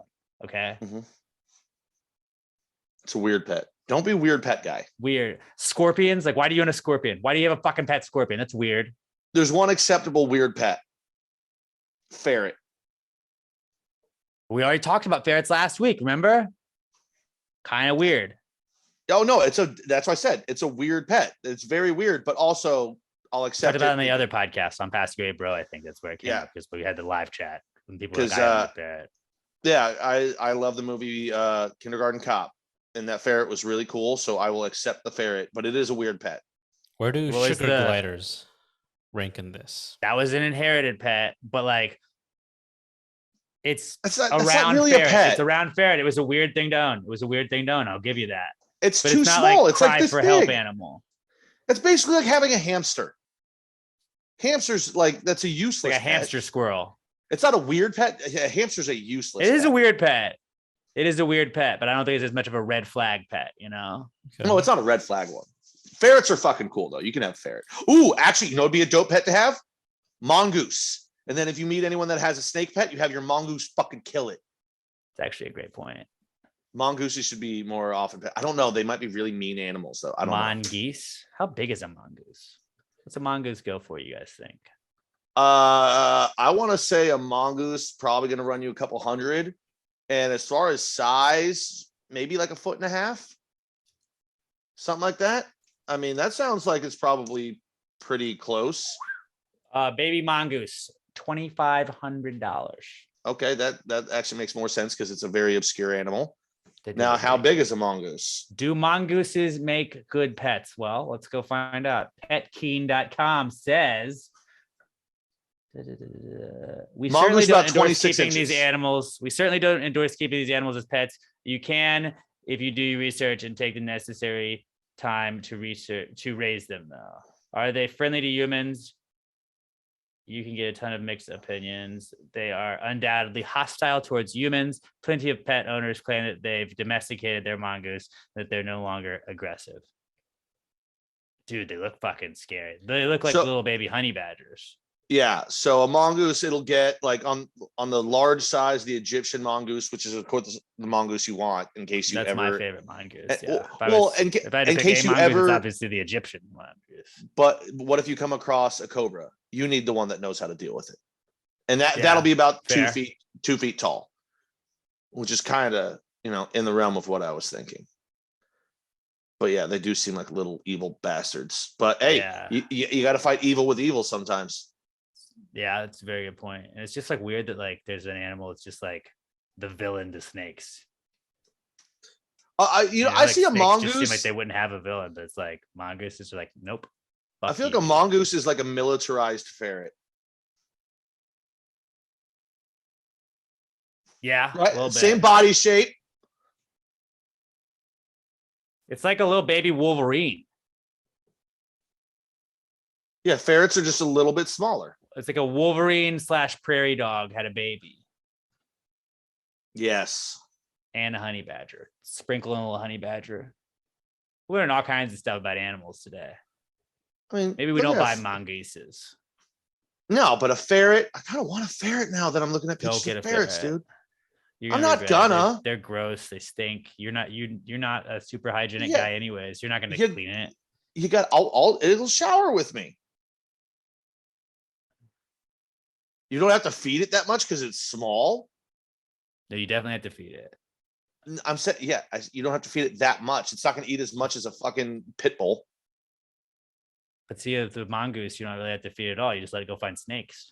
I don't want it finding snakes though, because it's going to kill it. And then because of its affection for me, it's going to bring the snake back to me. And I don't want snakes near But me. also, like, yeah, that initially seems bad, but then other snakes aren't going to want to go to where it kills all of the other snakes and brings them, you know?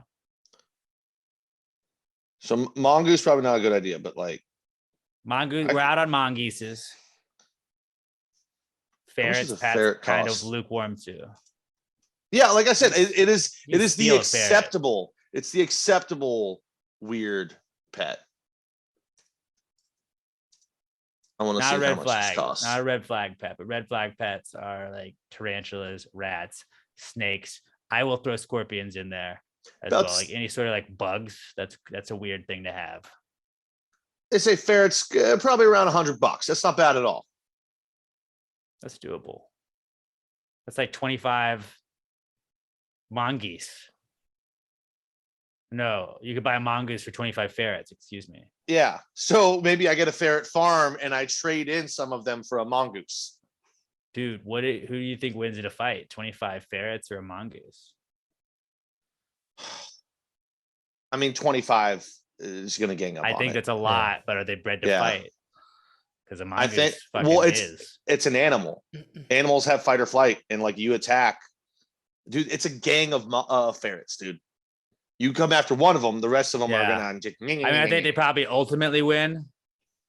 But I Oh, the think that mongoose might take mongoose out, gonna like- fuck up a lot of them. It might take out like 8 to like 14 of them, It's gonna be a massacre. but eventually, that ferret's going down. I mean, that mongoose is going down.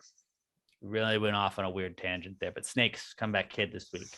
Then last comeback kid I had is toilet paper, because toilet paper is back this week. As a guy that's fairly new to TikTok, at Pascal Pod, you give us a follow on the TikTok. We did post a fire TikTok this week. One of those, she probably thinks he's probably out there cheating on me. And then me and the boys one we did. I thought that was a pretty great one. It didn't go viral like I wanted it to, but whatever. Maybe you guys can make it go viral. But on TikTok, a very big video this week was this person showing these fancy little reusable cloth wipes that you can wipe your ass with, and then you can wash them. Just throw those shit cloths in the old washer, and you're good to go. And they're like, look how soft they look. Look at this. You can fold them. You can use them with three wipes a piece, and then you just throw them in a bag until you got to do laundry. I was like, that's nope. You're Nope. you have a bag of shit in your bathroom that you're then putting into the same place that cleans your clothes. Honey, why are my fucking white shirts? What's with the brown streaks on them? Oh, Oh. oops. I accidentally threw the shit rags in. I'm sorry. If you were ever Pretty dating nasty. somebody that is, If I using go to somebody's house reusable- and they have those, I leave. I leave and I never reusable go shit back. tickets is the biggest red flag for a relationship I think you could have. I get wanting to save the environment. There's bidets. Like, just buy a bidet. I'd rather date someone who's Don't be that physically- afraid of something to touch your ass, like something touching your ass, like water touching your asshole. Way better than just having to reuse fucking cloth things that you wipe You're shit dirty. on. You're a dirty person if you do that. Like I'm not joking. I'd rather date somebody that's physically abusive towards me than somebody who reuses toilet paper. Now, obviously, that's easy for me to say. I'm a big guy. I can take some knocks. Obviously, I've got battle scars from falling down the Right, stairs already, yeah. and I bounced stuff from that one. Pat 1, stairs 0. Yeah. But this is disgusting. And that's coming from a disgusting person that shits in lakes. This is disgusting. It was like TikTok does this though, where I think that they post things and they know people are going to have the worst reaction to it. Like there was something online I saw this week where it was a girl saying that masturbating is emotional cheating in a relationship. If you're in a relationship That's just dumb. and you masturbate, that it's emotional cheating. And it just got everybody to be like, what the fuck? This bitch doesn't fucking know anything. And like, it was, I think that it's like a Stephen A. Smith or Skip Bayless type take where it's like, I'm going to say the exact opposite of what everybody else is thinking. So then they get just ridiculously mad at me. And then I get all of this clap because they're talking about me. And it's like, I think that maybe this is what that was. Like, look how great this is. Like, you can just wipe your ass, or you can fold it up, you can wipe your ass. No, again, this you fold is, it up, you put it in a there's bag. Like, there's definitely people that use them, but it's like hippies are dirty people. not one person was like, that's a great idea. Like, everybody was anti this. And that's just why toilet, like, I wanted to buy more toilet paper that's going to be bad for the earth. See, Just and because of that. also another reason I couldn't go off the grid. I No toilet need paper, yeah, extra soft yeah. toilet paper. But yeah, no, the fucking thing is, like, I have a cousin, she's kind of a hippie, like she makes her own soap and stuff. And I feel like she would see this article and be like, I wonder if it's worth trying, but even she would just be like, no, that's fucking disgusting. I mean, they have like reusable diapers, but that seems gross too. Like, your washing machine has to smell like shit, right? How does it not smell like shit? I don't know. I don't want to throw clothes in after that. No, like you got to wash that. Then you got to put the washing machine through 3 cycles afterwards. And God you have forbid, to buy another washing machine. Here's the worst thing. God forbid the washing machine doesn't fully clean something and then you put it in the dryer. You're adding heat to shit. They're probably, oh no, you got to air dry them. It's better for the environment. Dryers are bad. Like, you're just a dirty, awful person. You know what I'm good for at least once a month is like, I put the laundry in, and then last time I went camping, I totally did this because I was like, oh, it smells like campfire. Like, all my clothes smell like campfire from that weekend. I'm gonna throw all this in there. And then, like, as I was like hanging some of them up, I was like, it still smells like campfire. What the fuck? And I was like, I didn't put detergent in. Ran the entire bad, like, it just was sitting in water. Like, I'm good for that every couple months at least. You do that with your fucking cloth shit rags, like that's disgusting. And then you throw them in the dryer, and the dryer just got shit marks all over it. I've never done the full wash dry while doing that. I'm good about, like, sometimes it'll be going for like 10 minutes. I'm like, oh, I didn't throw in detergent. I'll go do it then. Or it'll finish the wash cycle and I'll think about it and be like, I didn't do detergent. So I usually do it as I'm throwing it in the dryer. I'm like, these don't smell fresh. Oh no, the pod's gonna go in first. I thought you were saying you throw the detergent in the middle of it washing. I was like, okay, that's no. I always pour the detergent thing in there, and then, but like, I forget sometimes. And then you're like, as you're putting them in the dryer, you're like, these don't seem like they're clean. Oh, that's probably because they forgot the detergent. Yeah, I think one time I had taken like one article of clothing out and I put it in, and when it wasn't a smell, it was I realized, like, I never did detergent with this. So then I just had to rewash it. But I've never gone through the heat cycle or the dryer cycle. Toilet paper back for sure after that. And just buy a bidet if you want to help the environment, right? It's a way easier fix than I'm not doing that, okay? It's my buddy's favorite thing. I got a friend that will only poop at his girlfriend's apartment now because she has a bidet. I've been thinking about getting one.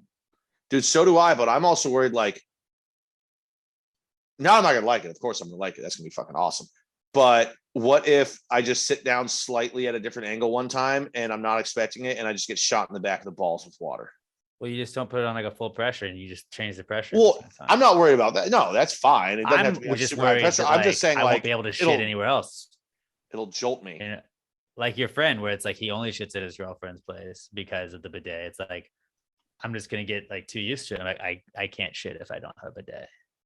Oh, see, that'll never be my problem. I see the bidet would be as like a treat to me. When I have to shit, it's go time. I don't care where it is. Obviously. When I get a house, I'm definitely getting bidets. Are you going to put them even on your guest bathrooms? Because that's just like, that's being aggressive towards people if you put them in the guest bathroom. I don't think so. You don't have to, they don't have to use it. Just offer it. I guess that's true. We don't keep toilet paper in this house. Use the bidet. I'd be like, No. hate you. Because I do, when you use the bidet, you don't just use the bidet, do you? Like, you still got to wipe to like dry it up, right? I always thought it was like, you know, Oh yeah. you go, you bidet it, and then you got to use, you just like one wipe it maybe, but you wipe it to, that's That what makes girls sense. do, like when they pee. Yeah. They That don't have makes sense. dicks. They gotta I've like never- they gotta I've- clean it up shop, right? I've never used a bidet, so like I'd never actually put the thought Nor have process into I. it, but that makes sense. Well, I'm kind of a fucking idiot, man. No, I feel like we're learning a lot today. Animals, mongoose, bidets. What Does aren't we pooping- covering? Does pooping in a lake count as using a bidet? Pooping in a lake. That's like a poor man's bidet. No, poor man's bidet is a shower. It's a It's a redneck's shower. bidet. I just took a shit out there in the lake, man. Dunked my Yeah, ass it's a a few redneck times. bidet. Poor man's bidet is the shower. We've all done that. We're like, you're just like, this is a bad one. I got to shower now. Well, I mean, I mean, I thought you mean like didn't wipe and you're like, I'm just going to jump in the shower anyway, which I do have a friend that has done. So the guy that loves the bidet now, he used to shower after every shit he took. Like he wouldn't take a shit if he didn't know he could get in the shower afterwards. That's man, Psycho it's- behavior. Psycho behavior. I mean, it is psycho behavior, but it's just like, I can't bank on that being available at all times, you know? I mean, he's the closest person I know to being a real life Patrick Bateman from American Psycho. So Yeah. All right. Well, toilet paper, Yeah. guys, it's back in a big way this week. Let's move on to the What Would Jesus Do segment, where we tell you guys to always send us in situations Jesus would find himself in today's time if he came back now. So you hit us up on Twitter at PassGradePod. Use the hashtag PTGWWJD. We need you guys to load us up with as many of these as possible. Make them very like, you know, sometimes they can be time sensitive. Sometimes they could just don't make them super duper specific. Something that we can just answer about Jesus coming back today, what he would do in these situations. Today's WWJD is from Todd Boss at as_seen_by_TV. And Todd says, oh, we have an intro. Here we go. Sorry about that. Jesus, what would Jesus do? Jesus, what would Jesus do? Put him in a situation in a matter of time. If you wrote this jingle, do you think he'd make it rhyme? So think about this crazy world in which we live today, and how would Jesus handle it in any given way? All right, hashtag PTGWWJD to at Pass the Gravy Pod on Twitter. This week's is from Todd Boss at as_seen_by_TV on Twitter. And he says, where is JC going for his end of summer vacation? Gaza Strip. Gaza Strip. I Googled top tourist spots in Jerusalem. Just figured that maybe It he'd go definitely there. hate the Gaza Strip, but the Gaza Strip is on the water. But when I said top tourist spots in Jerusalem, it said it is situated on a plateau in the Judean mountains between the Mediterranean and the Dead Sea. And then I just stopped from there because I was like, he's going to the fucking Dead Sea to just hang out, float around a little bit. I feel like you might go to the Jersey Shore. I don't see JC at the Jersey Shore. Maybe to try and save these people. The Jersey Shore isn't all what we saw on the TV show. It's a lot of like families and stuff like that too. It's good people just hanging out and having a good time, man. Maybe he goes down to Corpus or Port Aransas too. Not all the way down to Padre. Padre's. I think he goes to his homeland, you know, Jerusalem, Dead Sea. Like that's like us going to Galveston, you know. Just a quick end of summer getaway, not going too far. I don't know. I kind of feel like he just wants to hit some water with some friends and then just have a good time. Bobby, what do you think? Yeah, I was thinking that too. Dead Sea, maybe Hawaii. Oh, JC in Hawaii. Just walking Maybe. between the islands. Mm-hmm. That'd be Yeah. pretty dope. Literally island hopping. Well, if you were thinking he was going to stay in that area over, maybe he goes to like Greece, island hopping over in Greece. He's away from the fighting, but he's still over in that general Just geographical just vibing area. out there. I kind of like Hawaii now that Bobby said it. Yeah, dude. I do too. I think we go Hawaii. I think JC goes to Hawaii. So a good question, Todd. I like that. Very end of summary. Perfect. Hashtag PTG WWJD. Send us a situation Jesus would find himself in if he came back in today's time.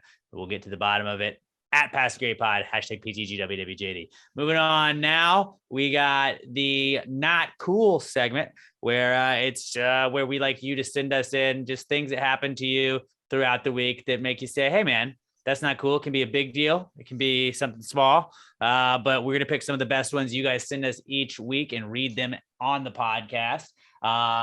It is brought to you this week by Southern Star Brewing Company, because a lot of times when stuff happens in life, you may feel like it's not cool, but something that's always cool is Southern Star Brewing Company, 3525 North Fraser Street up in Conroe, the best brewery in the entire world. Go check out the tap room. Go say hey to Keith. Go say hey to Ben. Ben will take you around, show you a tour of the whole brewery. They got something for everybody. My entire bachelor weekend was sponsored by Southern Star. Unofficially, like they just loaded us up with, I think we took 6 flats of beer, like 24 beers on a flat. We took like 6 of those up there, and then got drunk and forgot to take pictures. The guy driving the boat, like we gave him, like he was, just sipping a couple of beers with us because he couldn't drink too much. But he tried one of the strawberry bombshells and was just like, dude, what the fuck is this? And we're like, it's maybe the best thing in the entire world. And he was on board with it, dude. Yeah. I mean, how the size, like the bombshell blonde, the strawberry bombshell blonde, perfect lake beer, perfect pool beer, perfect beach beer. It's just the perfect, like it's summer. It's perfect summer beer. And I mean, even after summer, it's the perfect year-round beer. We bitched at them enough to where they made it a year-round beer. I made a shandy with it where it's just you use the beer and well, technically you're supposed to use lemonade. I used pink lemonade vodka. But bro, making shandies with the strawberry blonde. Good. Yeah. Dude, so good. Speaking of shandies, they got the Southern Brunch, the citrus shandy. Tastes like a mimosa in a can. We were also enjoying some of those on the lake. We had what was left of the bombshell vit. Those went over well. Like we had so much that like when we were packing up at the end, people were just like, can I take a 6-pack of this with me? Like, absolutely, dude. Take some Southern Star with you. But yeah, you can't go wrong. There's something for everybody at Southern Star Brewing Company. If you're drinking a Southern Star, hit us up on Twitter. Let us know you're supporting the people supporting the pod. Tag us, tag them. We're at Pass Grade Pod. They're at Southern Star Brewing Co. and at Southern Star BC on Twitter and Instagram. Let them know you're supporting the people supporting the podcast. They're going to be out at Kobo's Q on Friday for our office trivia night. It's going to be a great time. If you're up there at the brewery, we got that flag by where you get your tickets. Just tell them you're part of the Gravy Gang. They'll hook you up and you'll be part of the family right after you let them know that, guys. Southern Star Brewing Company, the best beer in the entire world, the official sponsor of the Not Cool segment. Not cool, man. Dude, that's not cool. Not cool. Not cool. Dude, that's not cool. Not cool, man. Dude, that's not cool. Not cool. Not cool. Dude, that's not cool. Not cool. Not cool. All right. Let's read some listener submitted Not Cools. Let's start off with Mikey Paul at It's Just Mikey P on Twitter. And he says his Not Cool is the day before her first day of kindergarten, my daughter got a hold of scissors and cut roughly 6 inches off of her hair. It's actually a power move. It sort of is a power move. Just being the rebel that shows up with like crazy hair to school, just a like everyone strong, walks independent woman. Everyone walks in and is like, oh my God. And she's just sitting there boss hogging it. Like, yeah, guys, I'm different. I'm built different. That's actually, no, I get as a parent, you're just like, I want the cute first day picture. This is a great story. This is the cutest first day picture you can get. I think that I'm actually like immediately, I'm like, this isn't a Not Cool. Like, I know you think of it now, 10 years from now, you're going to look back at that picture. But God damn it, my kid's fucking adorable. He also said that his wife was more upset about it than he was, which I mean, obviously that adds to Not Cool. But he was like, I know that hair grows back, but you're like, you want to make a good impression, right? On your first day of school. Like, I get that. But alpha move. Alpha move, where she's like, I don't fucking care. It's not about my hair. It's about what's inside, what's under my hair. It's about my brain. All right. I'm here to show off my fucking knowledge, my skills. I think she's the biggest alpha in her class walking into school the first day because of that. That's alpha attitude. And just tell your wife that. Be like, she's a fucking alpha. Sorry. I bet that you're going to find out by the end of the week that there's like 2 or 3 other little girls that cut a bunch of their hair off too. Their parents won't be thrilled about it, but your daughter's going to be a trendsetter. They're going to be like, oh my God, that's so cool. I want to do it too. First day of kindergarten. So you're 5, 6. Like, I mean, 6 inches of hair. It's a lot of hair though, too. It's a bunch of hair. It is a bunch of hair. All I know is though, like, you don't pick on the kid that cuts their own hair because you're like, maybe they cut me also. So like, it's kind of like an alpha move in that aspect as well. Cause like, guess who's not getting bullied? Your daughter. It's like, Yeah. she cuts her own hair. What's she going to do to me if I give her shit? Yeah, I totally cut my own hair at home. My parents let me do whatever I want. What? Yeah. Like she's badass. She's probably the coolest kid in her class. So look at Without it a that doubt. way. But yes, I do get that is not cool. It's like, fuck, come on. You gotta send these pictures to family, especially kindergarten. Your first day of like school.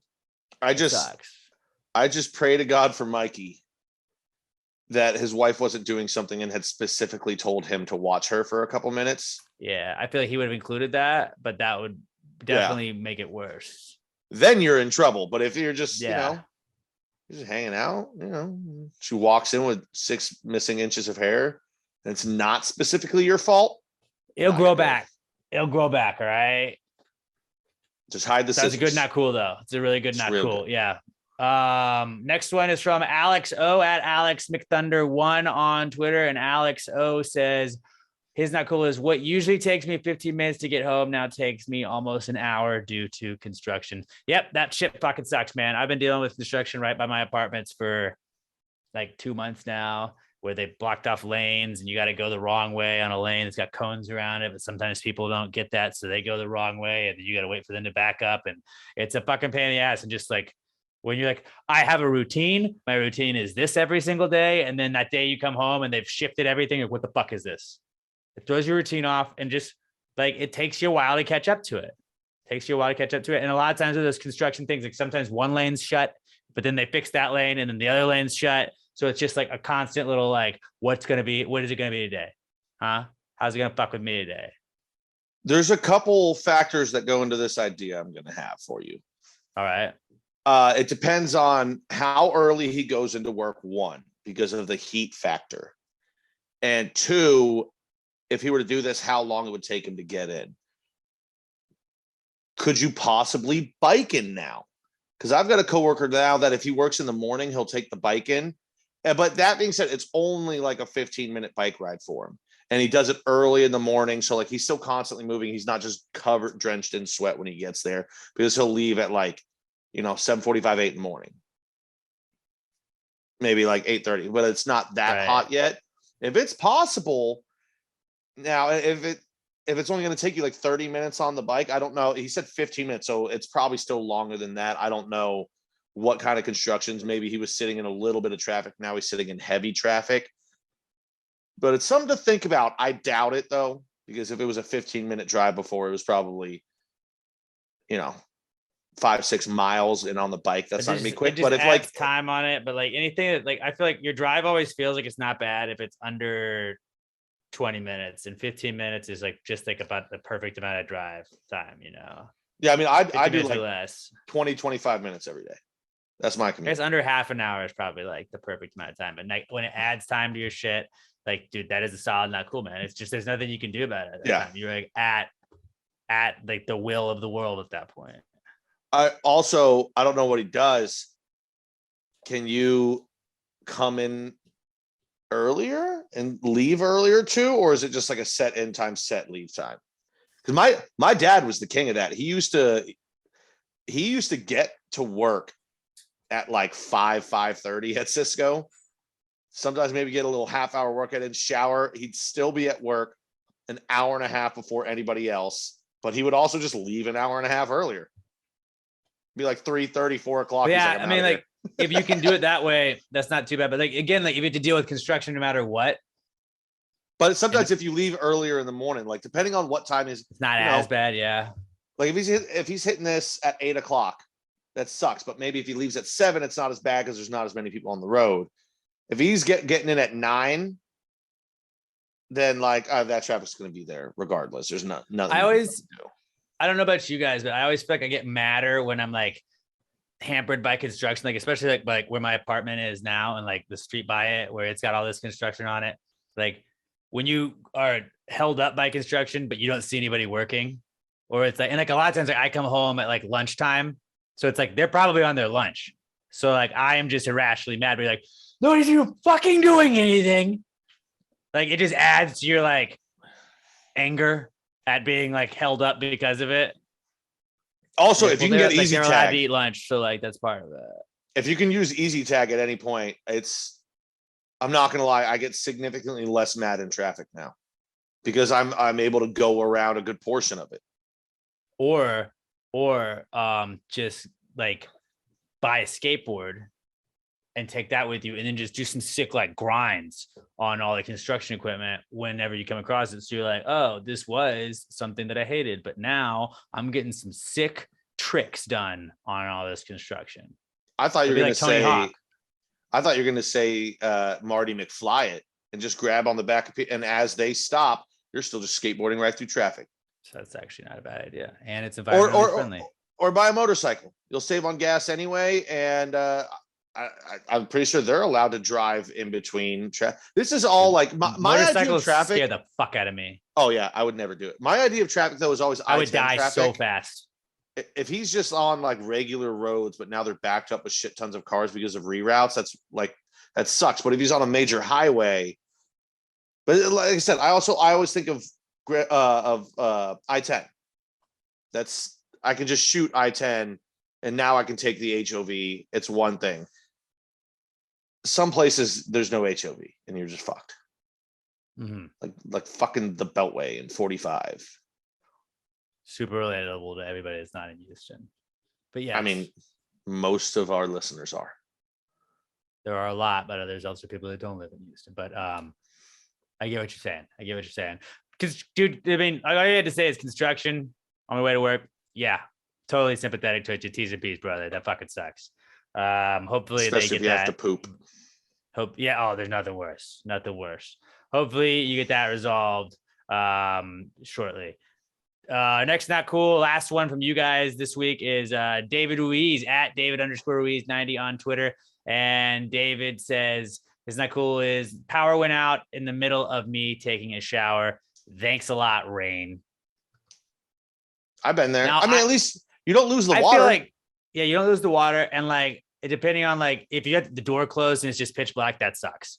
But like I always like, you know, like sometimes just like leaving the door open when you're in the shower and just like get a little natural light going. Not bad. I used to have a shower head that I found on Amazon one time. I was just scrolling and like it was like, I don't need a shower head, but I'm gonna get this. And it had like lights on it, but it would like turn like red when it got warm, and it would be blue.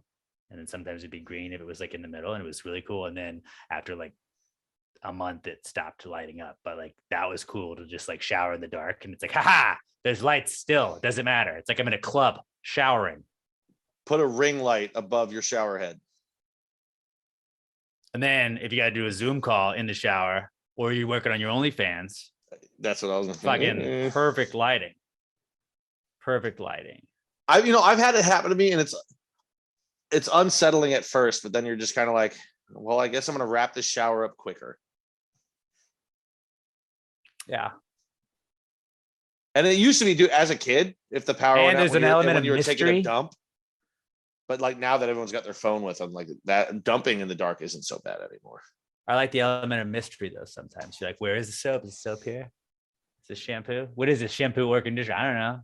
I don't know. We're gonna find out. It's a shower. Everything's like 2 feet away from you. If you can't, or not You even just- 2 feet. but Everything's you like don't know half what a it- foot away from you. Like my conditioner and shampoo bottles, like I know my shampoo is on the left, but like I don't know, maybe you move it around sometimes. Like, Mr. they're the same Fancy bottle. Pants with Same two bottles. different bottles for shampoo and conditioner. Sorry, I'm not all in one. All right, dude. I'm not all in one. I'm just shampoo, conditioner combined, saving time. What's all in Yeah. one? I got all in one is a shampoo, conditioner, and body wash, which I used Well, to yeah, have. but like all in one would be like hair care all in one is what I meant. No, I got my 2-in-1 up top. That was like I've- the most like I've got a dude beard thing ever shampoo though. and conditioner. It's like it's conditioning hair and body wash. You're like, fucking, they got conditioner in that shit too. Right, dude, and then you use it, and you're like, oh, dude, my arm hair is so soft now too. Dude, my So sick, pubes are bro. just fucking silky smooth. Oh yeah, dude. Silky smooth. My ass hairs are great right now. Oh yeah, dude. The hairs on the inside of my butthole are just like, so smooth. Dingleberries can't even grab on, bro. Dude, I've switched from I don't do the body wash anymore. I always felt like I was being very wasteful with body wash. I'm a bar I soap haven't- kind of guy because I would changed a couple years always like back. squirt the body wash, and then it's just like you look down and there's just blue, because I would use the Old Spice shit back then, and then I was like, bar soap, gotta go Irish Spring. That's what it always reminded me of football. Football had Irish Spring they'd toss out to everybody, and it's like best smelling soap in the world. No matter what, like anything smells bad, you just wet a little bar of Irish soap, put it in that room, and you're like, am I in Ireland? Fuck. Yeah, great. A couple years back, I switched to away from body wash to soap, because like I remember back in the day, I was always like, it's Seems like more efficient. when I switched to body wash back in the day, I was like, dude, my skin doesn't feel as dry anymore. But I think it was just bad soap. So like now I switched back over and I did the same thing, Irish Spring, but I bought it. Well, one, because it smells good, and two, because it says Irish, and I'll just buy that because I'm a fucking sucker. And but now I use a different company, but I always keep a backup bar of Irish Spring in case I run out of the other shit before I get more in. And I always feel like with body wash, like, yeah, you can buy multiple body wash things at a time, but like it felt wasteful because it's always like going through your fingers, and like you see it on the shower, like the bottom of the shower at a certain point. You're like, this is being wasteful. But then like you just buy, like I would buy the big like 12 pack of bars. So like this is gonna last me for 6 months at least. Soap like, is better. You just don't think about it. And like you get to the bottom of body wash. The good thing with body wash is like, oh, I'm just gonna put a little water in this bad boy and make it go for another 2 weeks. Even though I'm not really washing anything at this point, it's just me pouring water on it. Yeah. Sudsy water. Bobby, are you a body wash guy or are you a bar soap guy? No, I do bar soap. Good. Bar soap's the gang, way to go. right? I feel like the body wash, it's the Body wash makes sense if it's like a shared shower. Like looking back, like in football, like it's kind of gross that we all just shared the same bars of soap. It's weird. I brought in body wash. My own bar of soap. Yeah, dude, I brought it. The body wash, it is the tool for the, what's the word I'm looking for? Immature man. Like at a certain point, you're like, all right, I gotta go back. I think actually people like wash my body wash. I don't judge anybody. To me, it's like it's more efficient. Axe body wash, and then I use Axe body spray. Yeah, and then all the chicks are all over me. Yeah, dude, this body spray's got pheromones in it, bro. Like, no, you just smell like you played football and then slightly showered and are covering it up with like bad cologne. And that's what every high school smelled like just in makes the me late smell 2000s. like locker room. Like, oh, you just got done in a locker room, or you smoked weed and you're trying to mask the smell of weed. I do remember one time though, like before I brought my own body wash, using the bar soap in football, and then like having to leave and then go back to school because like I had the early morning period. The next period, this girl was like, "You smell really nice," and I was like, "That's dope. That's a sick compliment. I'm gonna carry that with me forever." Fucking, that's all. Yeah. And sometimes you're feeling down. That's what you think about. That, and like 7 years ago, one time this girl told me I had good eyebrows. I will remember those compliments the rest of my life. Yeah. Girls are out there like, nobody told me I look nice in my dress today. And we're just like, hey, remember that time 12 years ago? Or my teacher told me I had pretty eyes. Girls hype each other up all the time, and that's why they're good at it. Guys were just like, dude, you look like a piece of shit. Like, yeah, I do. Then you hang on to those positives, and you're like, but one time, 12 years ago, though, got a compliment. Huh? How about that, though? I get so few compliments that when I get them, I remember them.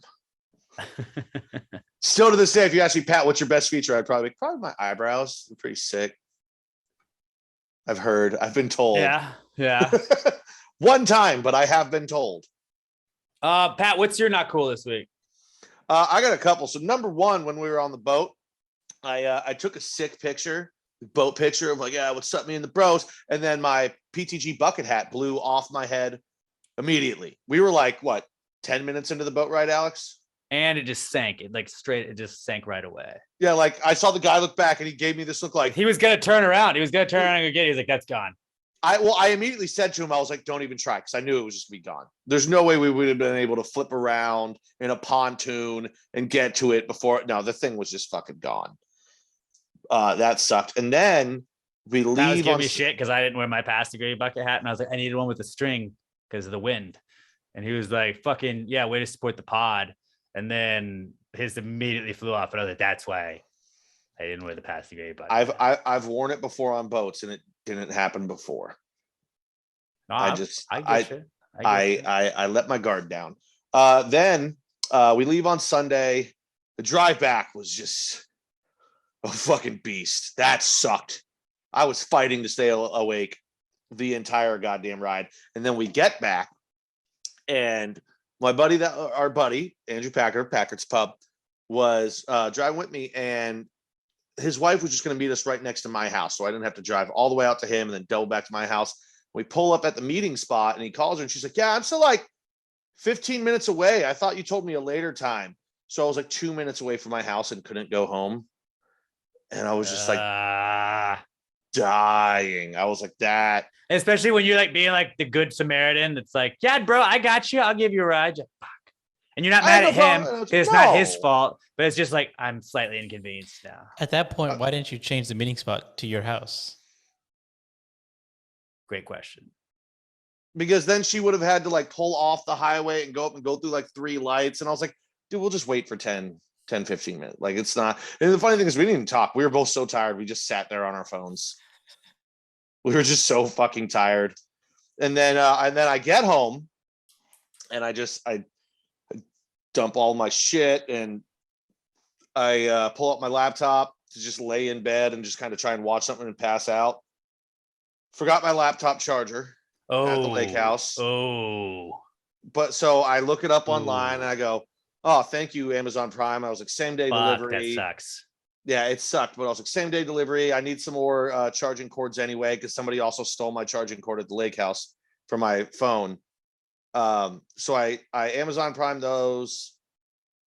They show up at like 8:30, 9 o'clock. I open it up. It's the wrong laptop charger. Because like now they all have that oval USB-C. This was the old school pronged charger. But when I was ordering it, I was so fucking hungover. Yeah. I couldn't think, because I got home and I just laid in my bed naked, sweating for like 6 hours. Like, Sunday was a rough day. That's one of those things where it's like, well, that adds the not cool, where like, yeah, I don't have anything planned, but like, this is inconveniencing me from going home and doing absolutely nothing. Because I also went home and was just, I just want to lay on my couch and just watch TV.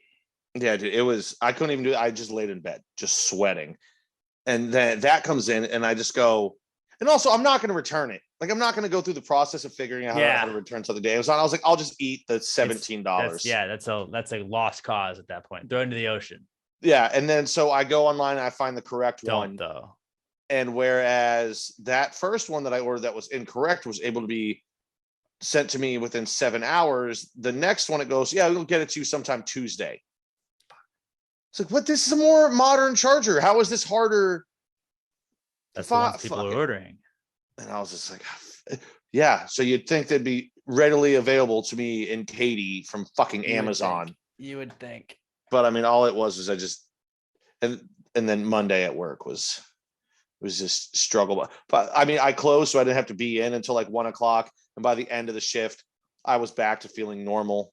Man, that was a full on 2-day hangover. But then also I didn't go to sleep until 5 o'clock because I had like 4 cups of coffee at work to keep myself going. And that's a lot of caffeine to have in your system. That is, it sure is, buddy. Yeah. I honestly, I was pretty proud of myself. I feel like I drank water before passing out both nights. We were at the lake house. The key is, and I figured it out this weekend, you just got to bring your own water bottle. I brought my own water bottle, so you always got it there. Like I had it set on the little like living room table area, and I remember seeing that, and like the first night I was like, I'm gonna go drink some water real quick. I'm gonna go drink some water. And then I passed out, but it's like I had enough water to where I didn't feel great the next morning, but like I felt better than I would have. And that was the exact same thing I did on Saturday. And I felt like I wasn't terrible because I got up and was watching West Ham on Sunday morning. Well, I meant to bring fuck West Ham. I meant to bring my gallon of water with me that I've been trying to drink every day, but on Thursday, one of the waitresses hid it from me. And I couldn't find it, and she wouldn't tell me where it was. And then I had more at our like storage area that's just down the road from the restaurant. Forgot to grab one on the way out. Women, so am I right? I just barely drank any water all week. I did have like 2 glasses of water at one point. I can't remember if that was Saturday morning or if it was Sunday morning, but I had some. So to me, when you're drinking, like you gotta have like when it's a weekend like that where it's like the objective that weekend was just drinking. I had It a couple wasn't- drinks with club soda in it. Right. But like that's not 100% the best for you. And you were dehydrating yourself at the same time by having the alcohol with it. But it's like when you have an apparatus that is your own, then you kind of keep up with it a little bit more than just be like, I need to go fill up this solo cup with water and drink it. Like I'm bad at reminding myself of that. But if I see my water bottle, I'm like, I have that, so I drink water. And it's like my dumb brain is just like, all right, mine, water, there, me drink. Oh, you know what? I almost forgot one more. I had mentioned on Friday before I left, I was like, hey, you guys want me to bring like some like pasta meat sauce that we can eat and everything? And then I was like, you know what, maybe I won't because they're getting catering. And the entire group chat just starts shitting on me. Like, oh, you can't bring us pasta. You can't. I really bullied you into bringing pasta. I bring 2 half pans of fucking pasta. Half of them didn't eat. Like the first night we had burgers. The second night, I did. Yeah. The second night was when we were planning to eat it, and then half of them just walked down to a restaurant to eat instead. Yeah, we were drunk and we were just like, no, fuck y'all. We're eating pasta. Because it was you, me, and my brother, I want to say. And we just were like, nope. We're going to fucking, we're eating pasta. And it was delightful, Pat. I appreciate you bringing that pasta because it was a real It was treat. all right. But also, fuck that oven. I had it in the oven for like 30 minutes and the oven just wouldn't get hot enough to get the pasta nice and hot where the cheese was gooey. To fucking heat it up. I preheated it for like 15, 20 minutes, then had it in there for like another 30 minutes. That oven sucked. Hi, Sam. Yeah, fuck that oven. I forgot about that. Everybody like just walked down at this marina. I was like, no, but we don't spend money because Pat already has the fucking, like we did hot dogs on Friday night. We're gonna do burgers and pasta on Saturday because we're like we'll have been at a boat drinking all day, and then we were like, what are we gonna do with all these burgers? What are we gonna do with all these burgers and all this pasta? And they're like, I don't know. All right, guys. Like that was the point of this weekend, like to not have to go anywhere, and we didn't spend any money. We were fine. But yeah, I mean, I spent a lot of money on other shit all weekend. Yeah, like booze and stuff, but that's what it is. At that house. I tipped the boat driver a lot too. He's a good guy. Shout out Travis. Yeah, good guy. Cool. Good guy. Was it his lake? Cool. It was. Yeah, it was named after him. Yes. You know what's cool is like, I mean, I don't know if he was fucking with me or just making shit up, but I was like, dude, do you like know anybody famous that like where their houses are? And he was like, yeah, there's some people. And he was like naming like some celebrities, and then he was like, right up there, see that orange house? That's Matthew McConaughey's. And I was like, no way. And then the best part about like being on the lake is like, I bet that guy's an orthodontist. That guy's probably like an orthodontist. And you see like with those like cartel guy, definitely in some sort of drug ring, because they have those like fucking like cabana type like patio things, or they have like the like whatever that like orange roofing top thing is. You're like, that guy's definitely like in some sort of cartel. It's like, or it's just like the style of the house that he bought. But like fucking looking at rich people's fucking lake houses, you're just like, that's sick. It's just funny. McConaughey's house, probably, maybe. I mean, I believed him. He didn't seem like he was going to be lying to me about it. But he could have pointed to any house and be like, that's Rudy Giuliani's house. And be like, all right. You asked him what famous people houses he knows. And my question was, so when you take out bachelorette parties, you ever fuck them? And he was like, yeah, dude. I was like, you ever pull when you go to bachelorette party on the boat? And he was like, not a bad question. He was like, yeah, of course I do. Not a bad question. It's a good looking guy with a boat hanging out with drunk chicks. He was a cool dude. But yeah, solid, not cool. Mine not cool also from this weekend. Not naming names or anything, but it's the guy who won't give up the fucking aux cord. Like the guy like won't give up the aux cord, and not only doesn't give up the aux cord, then has to control the music the entire fucking time. Like if you got the aux cord or the Bluetooth or whatever it is, and you're like, oh yeah, throw in whatever you want, like whatever, like we can load it up with y'all songs. Like dude wouldn't fucking give up the fucking aux cord the whole time, and it was like, you'd be like, put this song on. No, we're not fucking playing that shit. I was like, fuck you, dude. It's supposed to be a group thing. We had a nice little setup at the house. Everybody was using YouTube, and like if you logged into the Wi-Fi, you could like, it was like not a karaoke, it was like a jukebox. You could like cue a video or a song, and everybody kind of like just did that while we were at the house all weekend. But on the boat, it's like, fucking come on, man. Guy just won't get up the like. You're not the fucking god of music. I was pretty drunk on the boat. I didn't even try to put I did. music I on. tried. I put in like 3 requests, got vetoed on all of them, and I was like, these aren't fucking stupid songs either. Dicks, man. What are you gonna do? You're gonna be in charge of the music. You gotta let it be playing. All right. Also, you'd think you'd let the guy whose bachelor party it was put on a song from time to time. But big of me to not play that card. Big of me to not play that card. Oh, you should have. I think it's appropriate time to play that card. No, It's well everybody within your fucking right. Everybody hates the "it's my birthday." Like I fucking hate that so much to where I was like, nope, not doing that. Well, no. Not If you're doing like, that. it's my birthday, I'm in charge of the music, all of it. But if you're like, dude, like, we're here for me. It's my bachelor party. Maybe play one of my songs, huh? Maybe play one Throw Old song. Town Road on one time. A Maybe birthday. play one. I had a boat playlist. I made a fucking boat playlist for this weekend. I didn't get to fucking touch it. Didn't get to play it at all. Yeah, 2.5 hours specifically of music meant for a boat. No. a birthday is yearly. A bachelor just once. Hopefully. My brother was really funny because like people were like fucked up from the boat. And so some people passed out on like on the couch on Saturday night. And my brother just kept going to them. He's like, hey, that's cool. You can go to sleep. Like Alex probably have another bachelor party. Like this is probably like his next bachelor party. Yeah, then that's cool. And then he like got like 3 people up and like made them get up, and then he passed out and went to bed. I mean, that was a fucking alpha move. That was really funny. Apparently, at some point, I just passed out sitting up at the kitchen table. Didn't even know I did that. Yeah, happens to the best of us. Our buddy that I gave a ride back, he was like, dude, that was sick. You just passed out at the kitchen table. I was like, I did that? He was like, yeah, dude, you're like sitting straight up. I was like, yeah, it's a skill I taught myself in high A school. lot of fun. Bobby, what's your not cool this week? So I did groceries earlier today, and we live on the 2nd floor. So I come up holding some groceries. And Sam's making food, and she's like, "Oh, is that everything?" I'm like, "No, it's not." And I thought she was asking that because she was inquiring to help. No, she just stood there. I said, "No, there's still stuff down there." I was like, I know she's in the background right now. Watch the video version because Sam was offended. Sam was offended. She opened the door. The door was That's open helpful? because there was Oh. still stuff down there. Well, Yeah. Okay, not so helpful then. Not so helpful. But Emma would have helped. Tell her that. See what she says. Tell her that. Say it now. I bet Emma would have helped. By the Oh way. my god. He actually said it. He actually said it. I didn't think he was gonna say it. Oh, I think thought he was Robert gonna was just say going to it. look at me and go, I'm not saying that. Oh, man.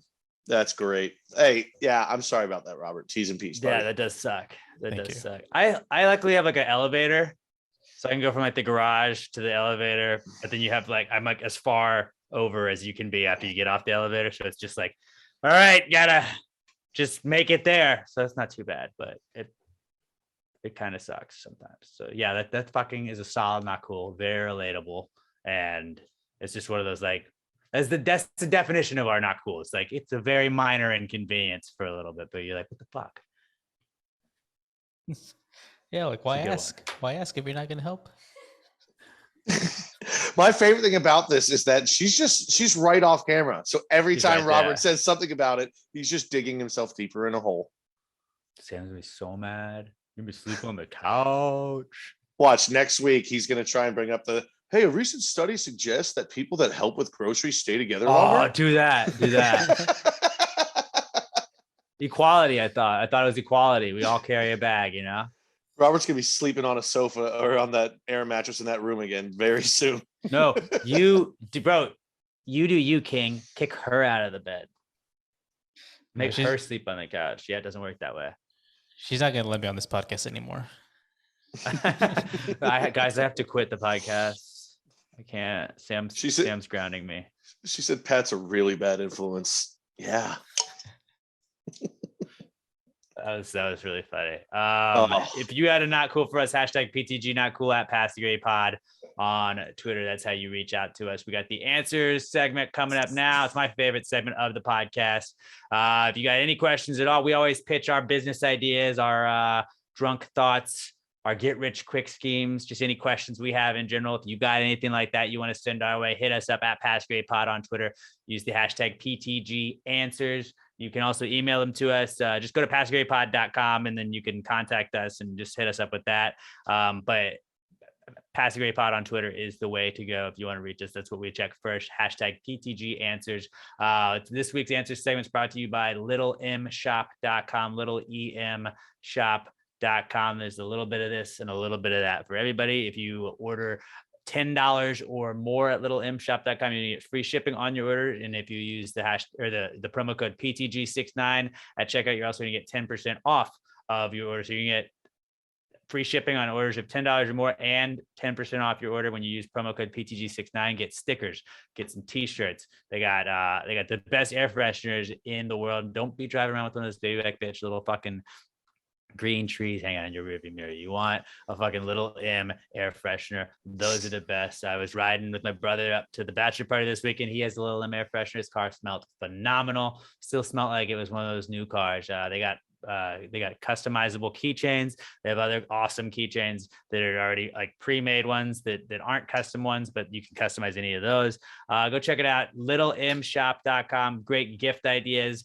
And there is truly something for everybody over there. littlemshop.com. Give them a follow on Twitter at littleemtweets, and on Instagram they're at littleemshop. Let them know you're supporting the people supporting the podcast. littlemshop.com. littleemshop.com. Use promo code PTG69 at checkout for 10% off your order at littleemshop.com. This is the answer segment.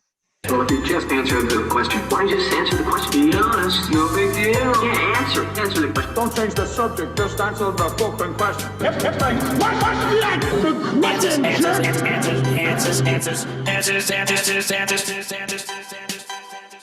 Any questions? All right. Our first question this week comes from our podcast son, Skylar Lester. Oh my God, Skylar!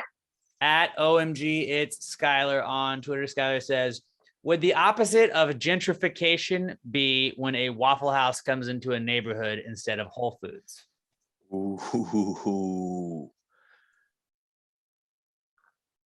I'm Googling gentrification.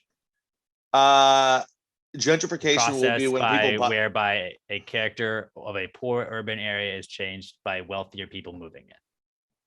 Yeah, they'll like buy up a bunch of area, like tear down broken down buildings, build up a lot of really good shit or like expensive shit, and then people that were originally living there kind of get priced out of their own area. I think Montrose over the last 15 years. Yeah. No, so would the opposite of gentrification be if a Waffle House comes into a neighborhood instead of a Whole Foods? I don't know about gentrification, but definitely like fights are going to go up in that area. But also who would get mad at a Waffle House moving into their area? That's another point. Another great point, because it's like, I love Waffle House. Dude, and like for all the shit that there is in Katy, how is there not a closer Waffle House? The one by Topgolf. Yeah, I have to go to Highway 6 for a yeah. Waffle House. That means there's not a Waffle House in Katy. Katy has 16 Taco Bells and 114 McDonald's, and I don't have a goddamn Waffle House. Yeah, I mean, there's Waffle House, Denny's, and IHOP as your like breakfast places, and I think Waffle House is the king of those three. I kind of like the idea of it being the opposite of gentrification, where it's just like, It's you know, not this is for quite. the everyman. It's Waffle House, it doesn't discriminate, and that's the beauty of Waffle House. It's like, it's for everybody. It is the everyman of breakfast.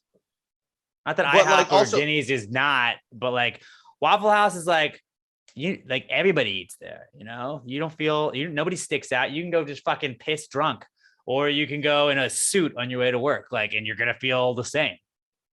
Nobody's gonna Just be happy. mad that a Waffle House is closer. It is the opposite of gentrification. I don't It's think not you're the like, opposite. I don't think, because I think you like see a Whole Foods, oh, fucking shit's getting bougie in here. You never, you're like, oh, fucking, you're just like, oh, fucking Waffle House.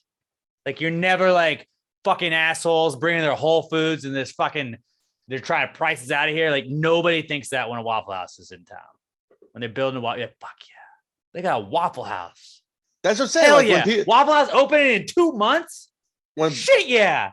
when gentrification happens, people are like, well, God damn it, dude. They're going to try and price us out of our neighborhood. People don't like that shit, except for the people doing it. When a Waffle House moves in, everybody likes that. Motherfucking Waffle House. God damn it. Now I need to get Waffle House really soon. We just said it like 14 times. I don't think it's the sentiment is kind of the opposite. I get what you're saying, but it's not quite the opposite of It's a different vibe. Gentrification. There we go. Said it. Nailed it. Waffle House gentrification. It might be the opposite vibe. Might be the opposite vibe of gentrification, but it's not the opposite of it. I kind of think it's the opposite. Bobby, what do you think? It's a vibe. I think that one, what Pat said. Gentr vibe. vibe. All right, Yeah. that's fair. I'll allow that. Have you been to a Waffle House? Tell me you've been to a Waffle House. You seem like you may not have been to a Waffle House. I have never been to a Waffle House. Fucking goddamn. I've only been once, which is maybe What? maybe the most surprising statement coming from me and all that. That's what I said. My whole life, I've been 20 minutes away from a Waffle House. It's insane. I got this fat without Waffle House. People, We're meeting think about doing that. a boys trip to Waffle House. Like I can't stand for that. I know. I It's want everything gross. smothered and covered. It's like it's dirty, but it's also delicious. Like it's the best. Oh, I know everything about Waffle House. It's amazing. I'm like Smothered and Vince covered. Vaughn at You the get a beginning dirty of coffee Wedding cup, it's Crashers. Delicious. Yeah. I'm like Vince Vaughn in Wedding Crashers when he's like, let's change it up. Let's say we're syrup salesmen. He's like, what do you don't know anything about it? I know everything about it. I just haven't done it. But I know about it. I'm excited. Trust me, Just, dude, like, I will just eat. ingest like 30,000 calories in one meal. It's the best part about it. Best hangover food there is. Best What if drunk food there is. Best sober food that there could be. What if this year's bet is you can't eat anything else until you've spent $100 on Waffle House food and finished it? And finished. Okay, I was going to say to spend $100. But Waffle No, House is you fairly got- cheap too. That's what I'm saying. I Just mean, buy everybody's meal. see, no, that is a lot though. I mean, the waffle bet took me 3 days. This is going to be like 5 straight days of eating nothing but Waffle House. We'll think it's something. But I kind of want to do a challenge where it's like exactly how many pounds of hash browns can Pat eat? We should have made the one like you had to eat 24 waffles in Waffle House before you could leave. Like it was either within 24 hours or you could do it really fast if you ate 24 waffles, but like you couldn't leave Waffle House until you finished them. And had to live stream it. Maybe that's what we do this year. I just We do didn't some want to sort have of- to go and monitor it also. So like that was, As I said, if we live streamed it. we'll just make Robert go. Maybe the bet this year will have to be something. Clear out a Waffle House style. Saturday. You're gonna be hanging out with us. Like whatever the food bet is though, like I have to do double of what it is for you because that's just fair. Like if you got to eat 2 Grand Slams before you can leave, I got to eat 4. Denny's as the Grand Slam. How dare Or you. I'm just How dare saying. you? It's, like I said, I blame the city council of Katy for not allowing Waffle Houses in. Go to the fucking city council meeting and be like, hey, I just want to say, what the fuck, guys? I actually do got to. 2 IHOPs, 2 Denny's, no I Waffle gotta- Houses. I've got to question everyone except for the 5 years that I was in college. I have lived in Katy for 24 years. Obviously in the 3 when I was before I moved here. Why the fuck don't we have a Waffle House? Sir, don't cuss in these chambers. No, I need You could go answers. viral for that. You could go viral for that. We have a bigger population than Pittsburgh.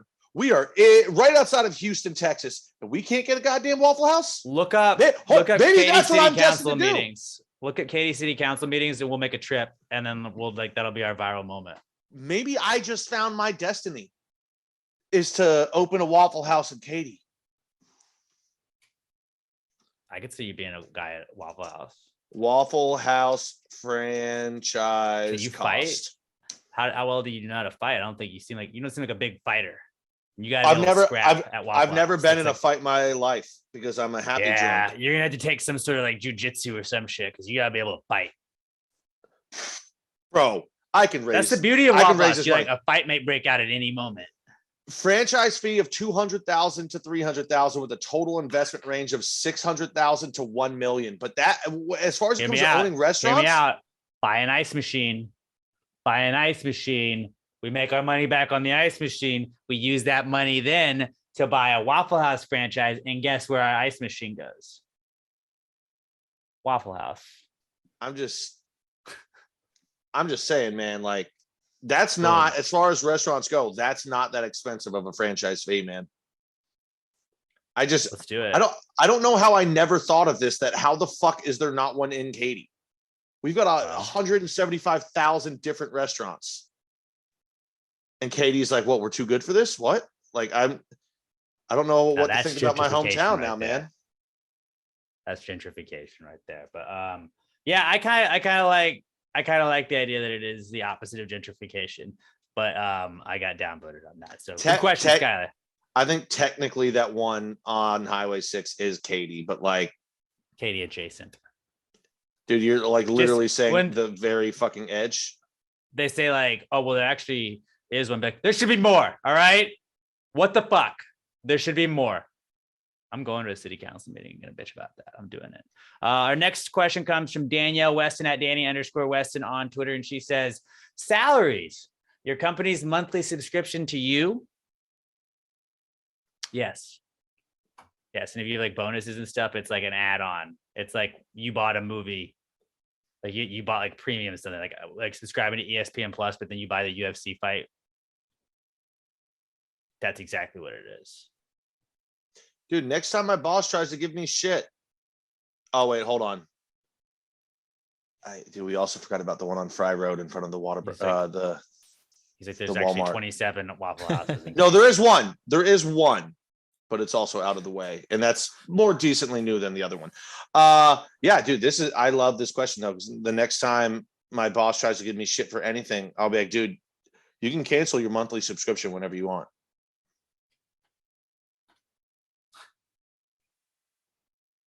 It's like, okay, right now. Because your boy is salary. No, I've said it before and I'll say it again. I am the last employee that would be fired at this company because my boss loves me. The owner boss, Jonathan. Me and my GM, his son, we butt heads from time to time, but it's all love. It's all love. It's a great question, Danielle. And yeah, I think that's definitely their monthly subscription to you. Oh yeah. Carlos Barrientas at Carlos B74188370 on Twitter. I feel like Carlos may have written in before. Maybe he's commented on stuff, but this may be his first answers question he's asked us. He says, who would win in a fight, Kevin from Home Alone or the Predator? I mean, there's one question that defines the rules for this that must be asked every time. How much preparation time does Kevin get? I think the Predator wins. Yeah, this is the one where the Predator wins no matter what. I think the Predator wins. But every time it's who would win, Kevin or something, the question is always, well, how much prep time does Kevin get?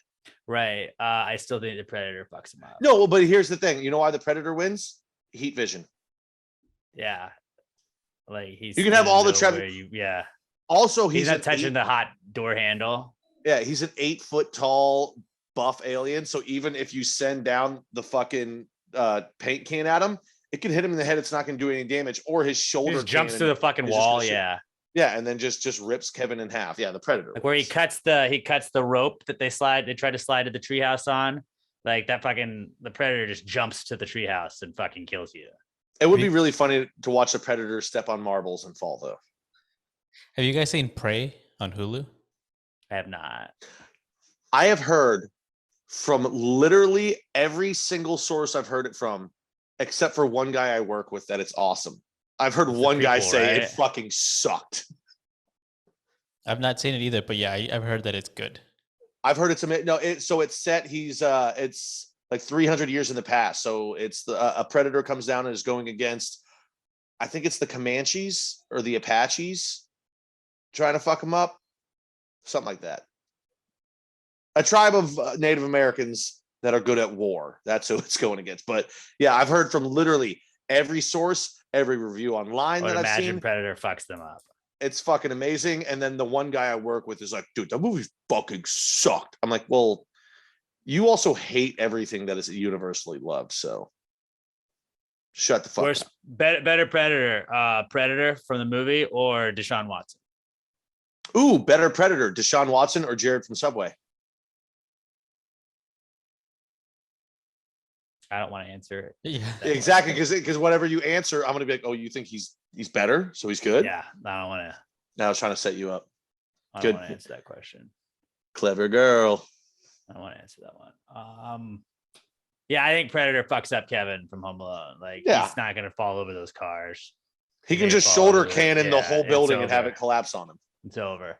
Have you remember on Family Guy where it was like Home Alone but with a gun, and that he's like, I bet you can't get, and they just shoot him.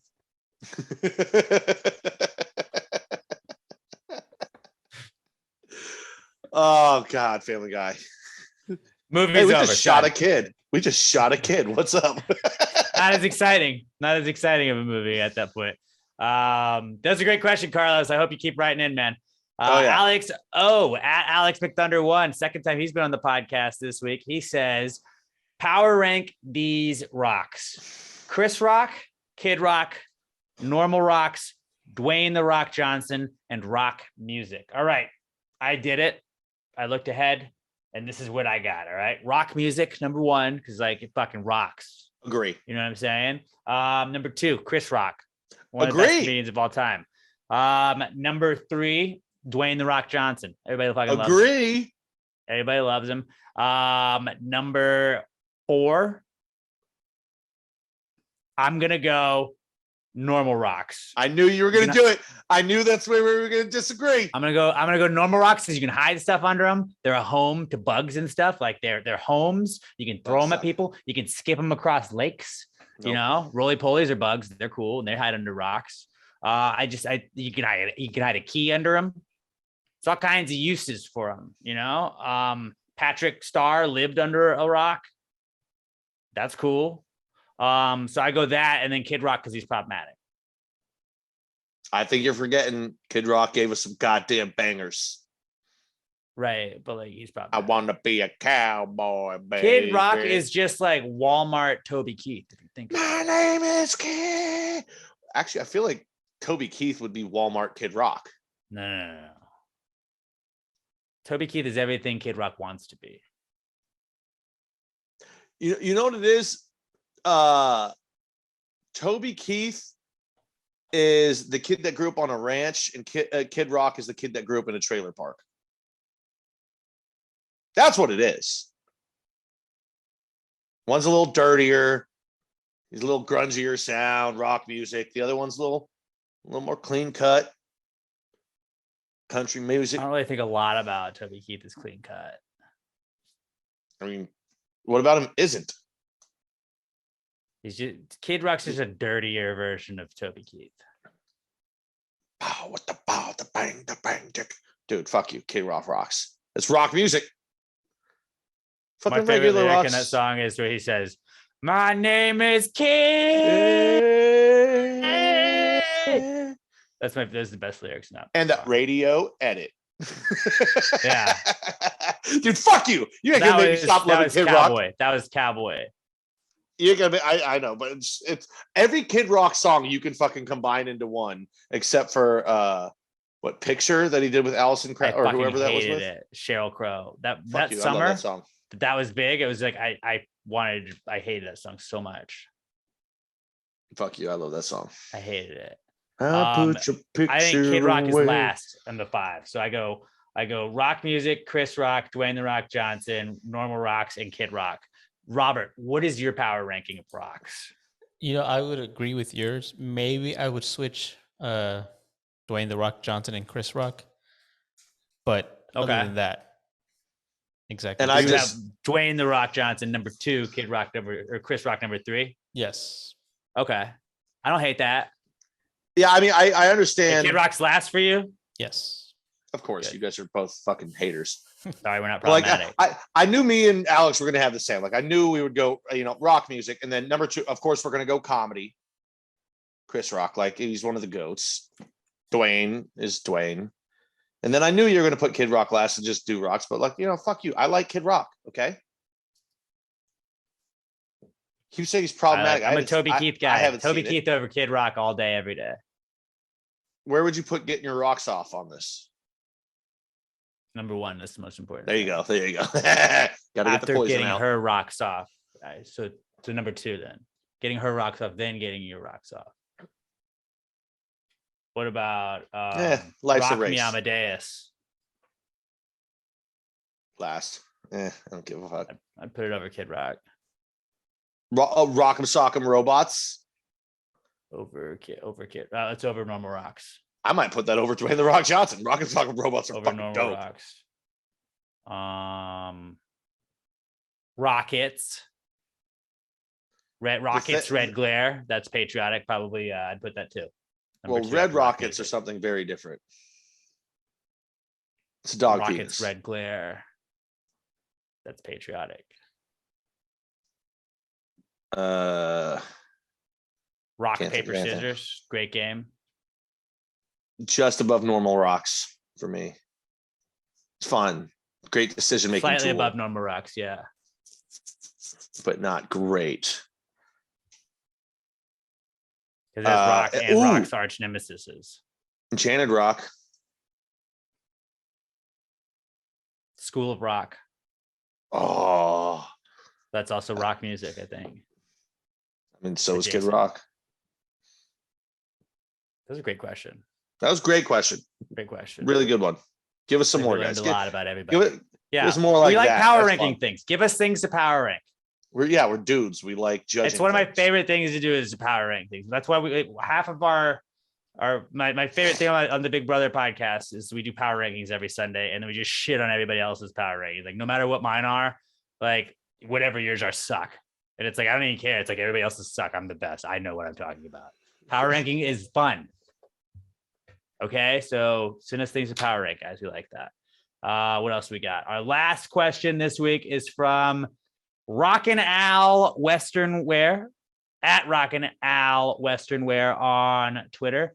And Rockin' Al says, do mirrors actually break or do they just multiply? I am a new hashtag mirror coin investor and I need to know. But people forget we did start our own Bitcoin while Bitcoin has crashed and Dogecoin has crashed. Mirror coin just keeps going up. Mirrors, they don't make more mirrors. That's the thing. But we did talk about how when you smash them, that's the only way you can make more mirrors. You can't like they don't make more big mirrors. So like, yeah, you smash them and those are your little mirror coins, which are physical Bitcoins, basically.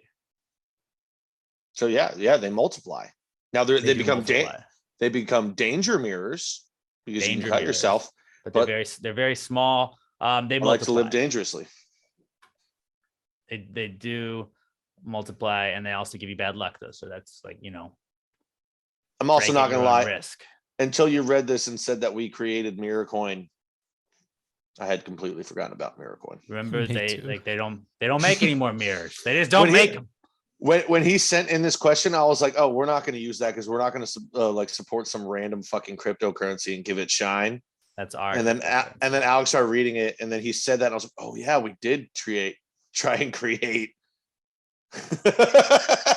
I had completely forgotten. Alex, you've got a very unique brain, man. Many years ago, many hundreds of thousands of years ago, there was 1 million foot mirror, 1 million foot tall, Jesus Christ. 1 million feet wide. And slowly over the years, it was carved down and broken up.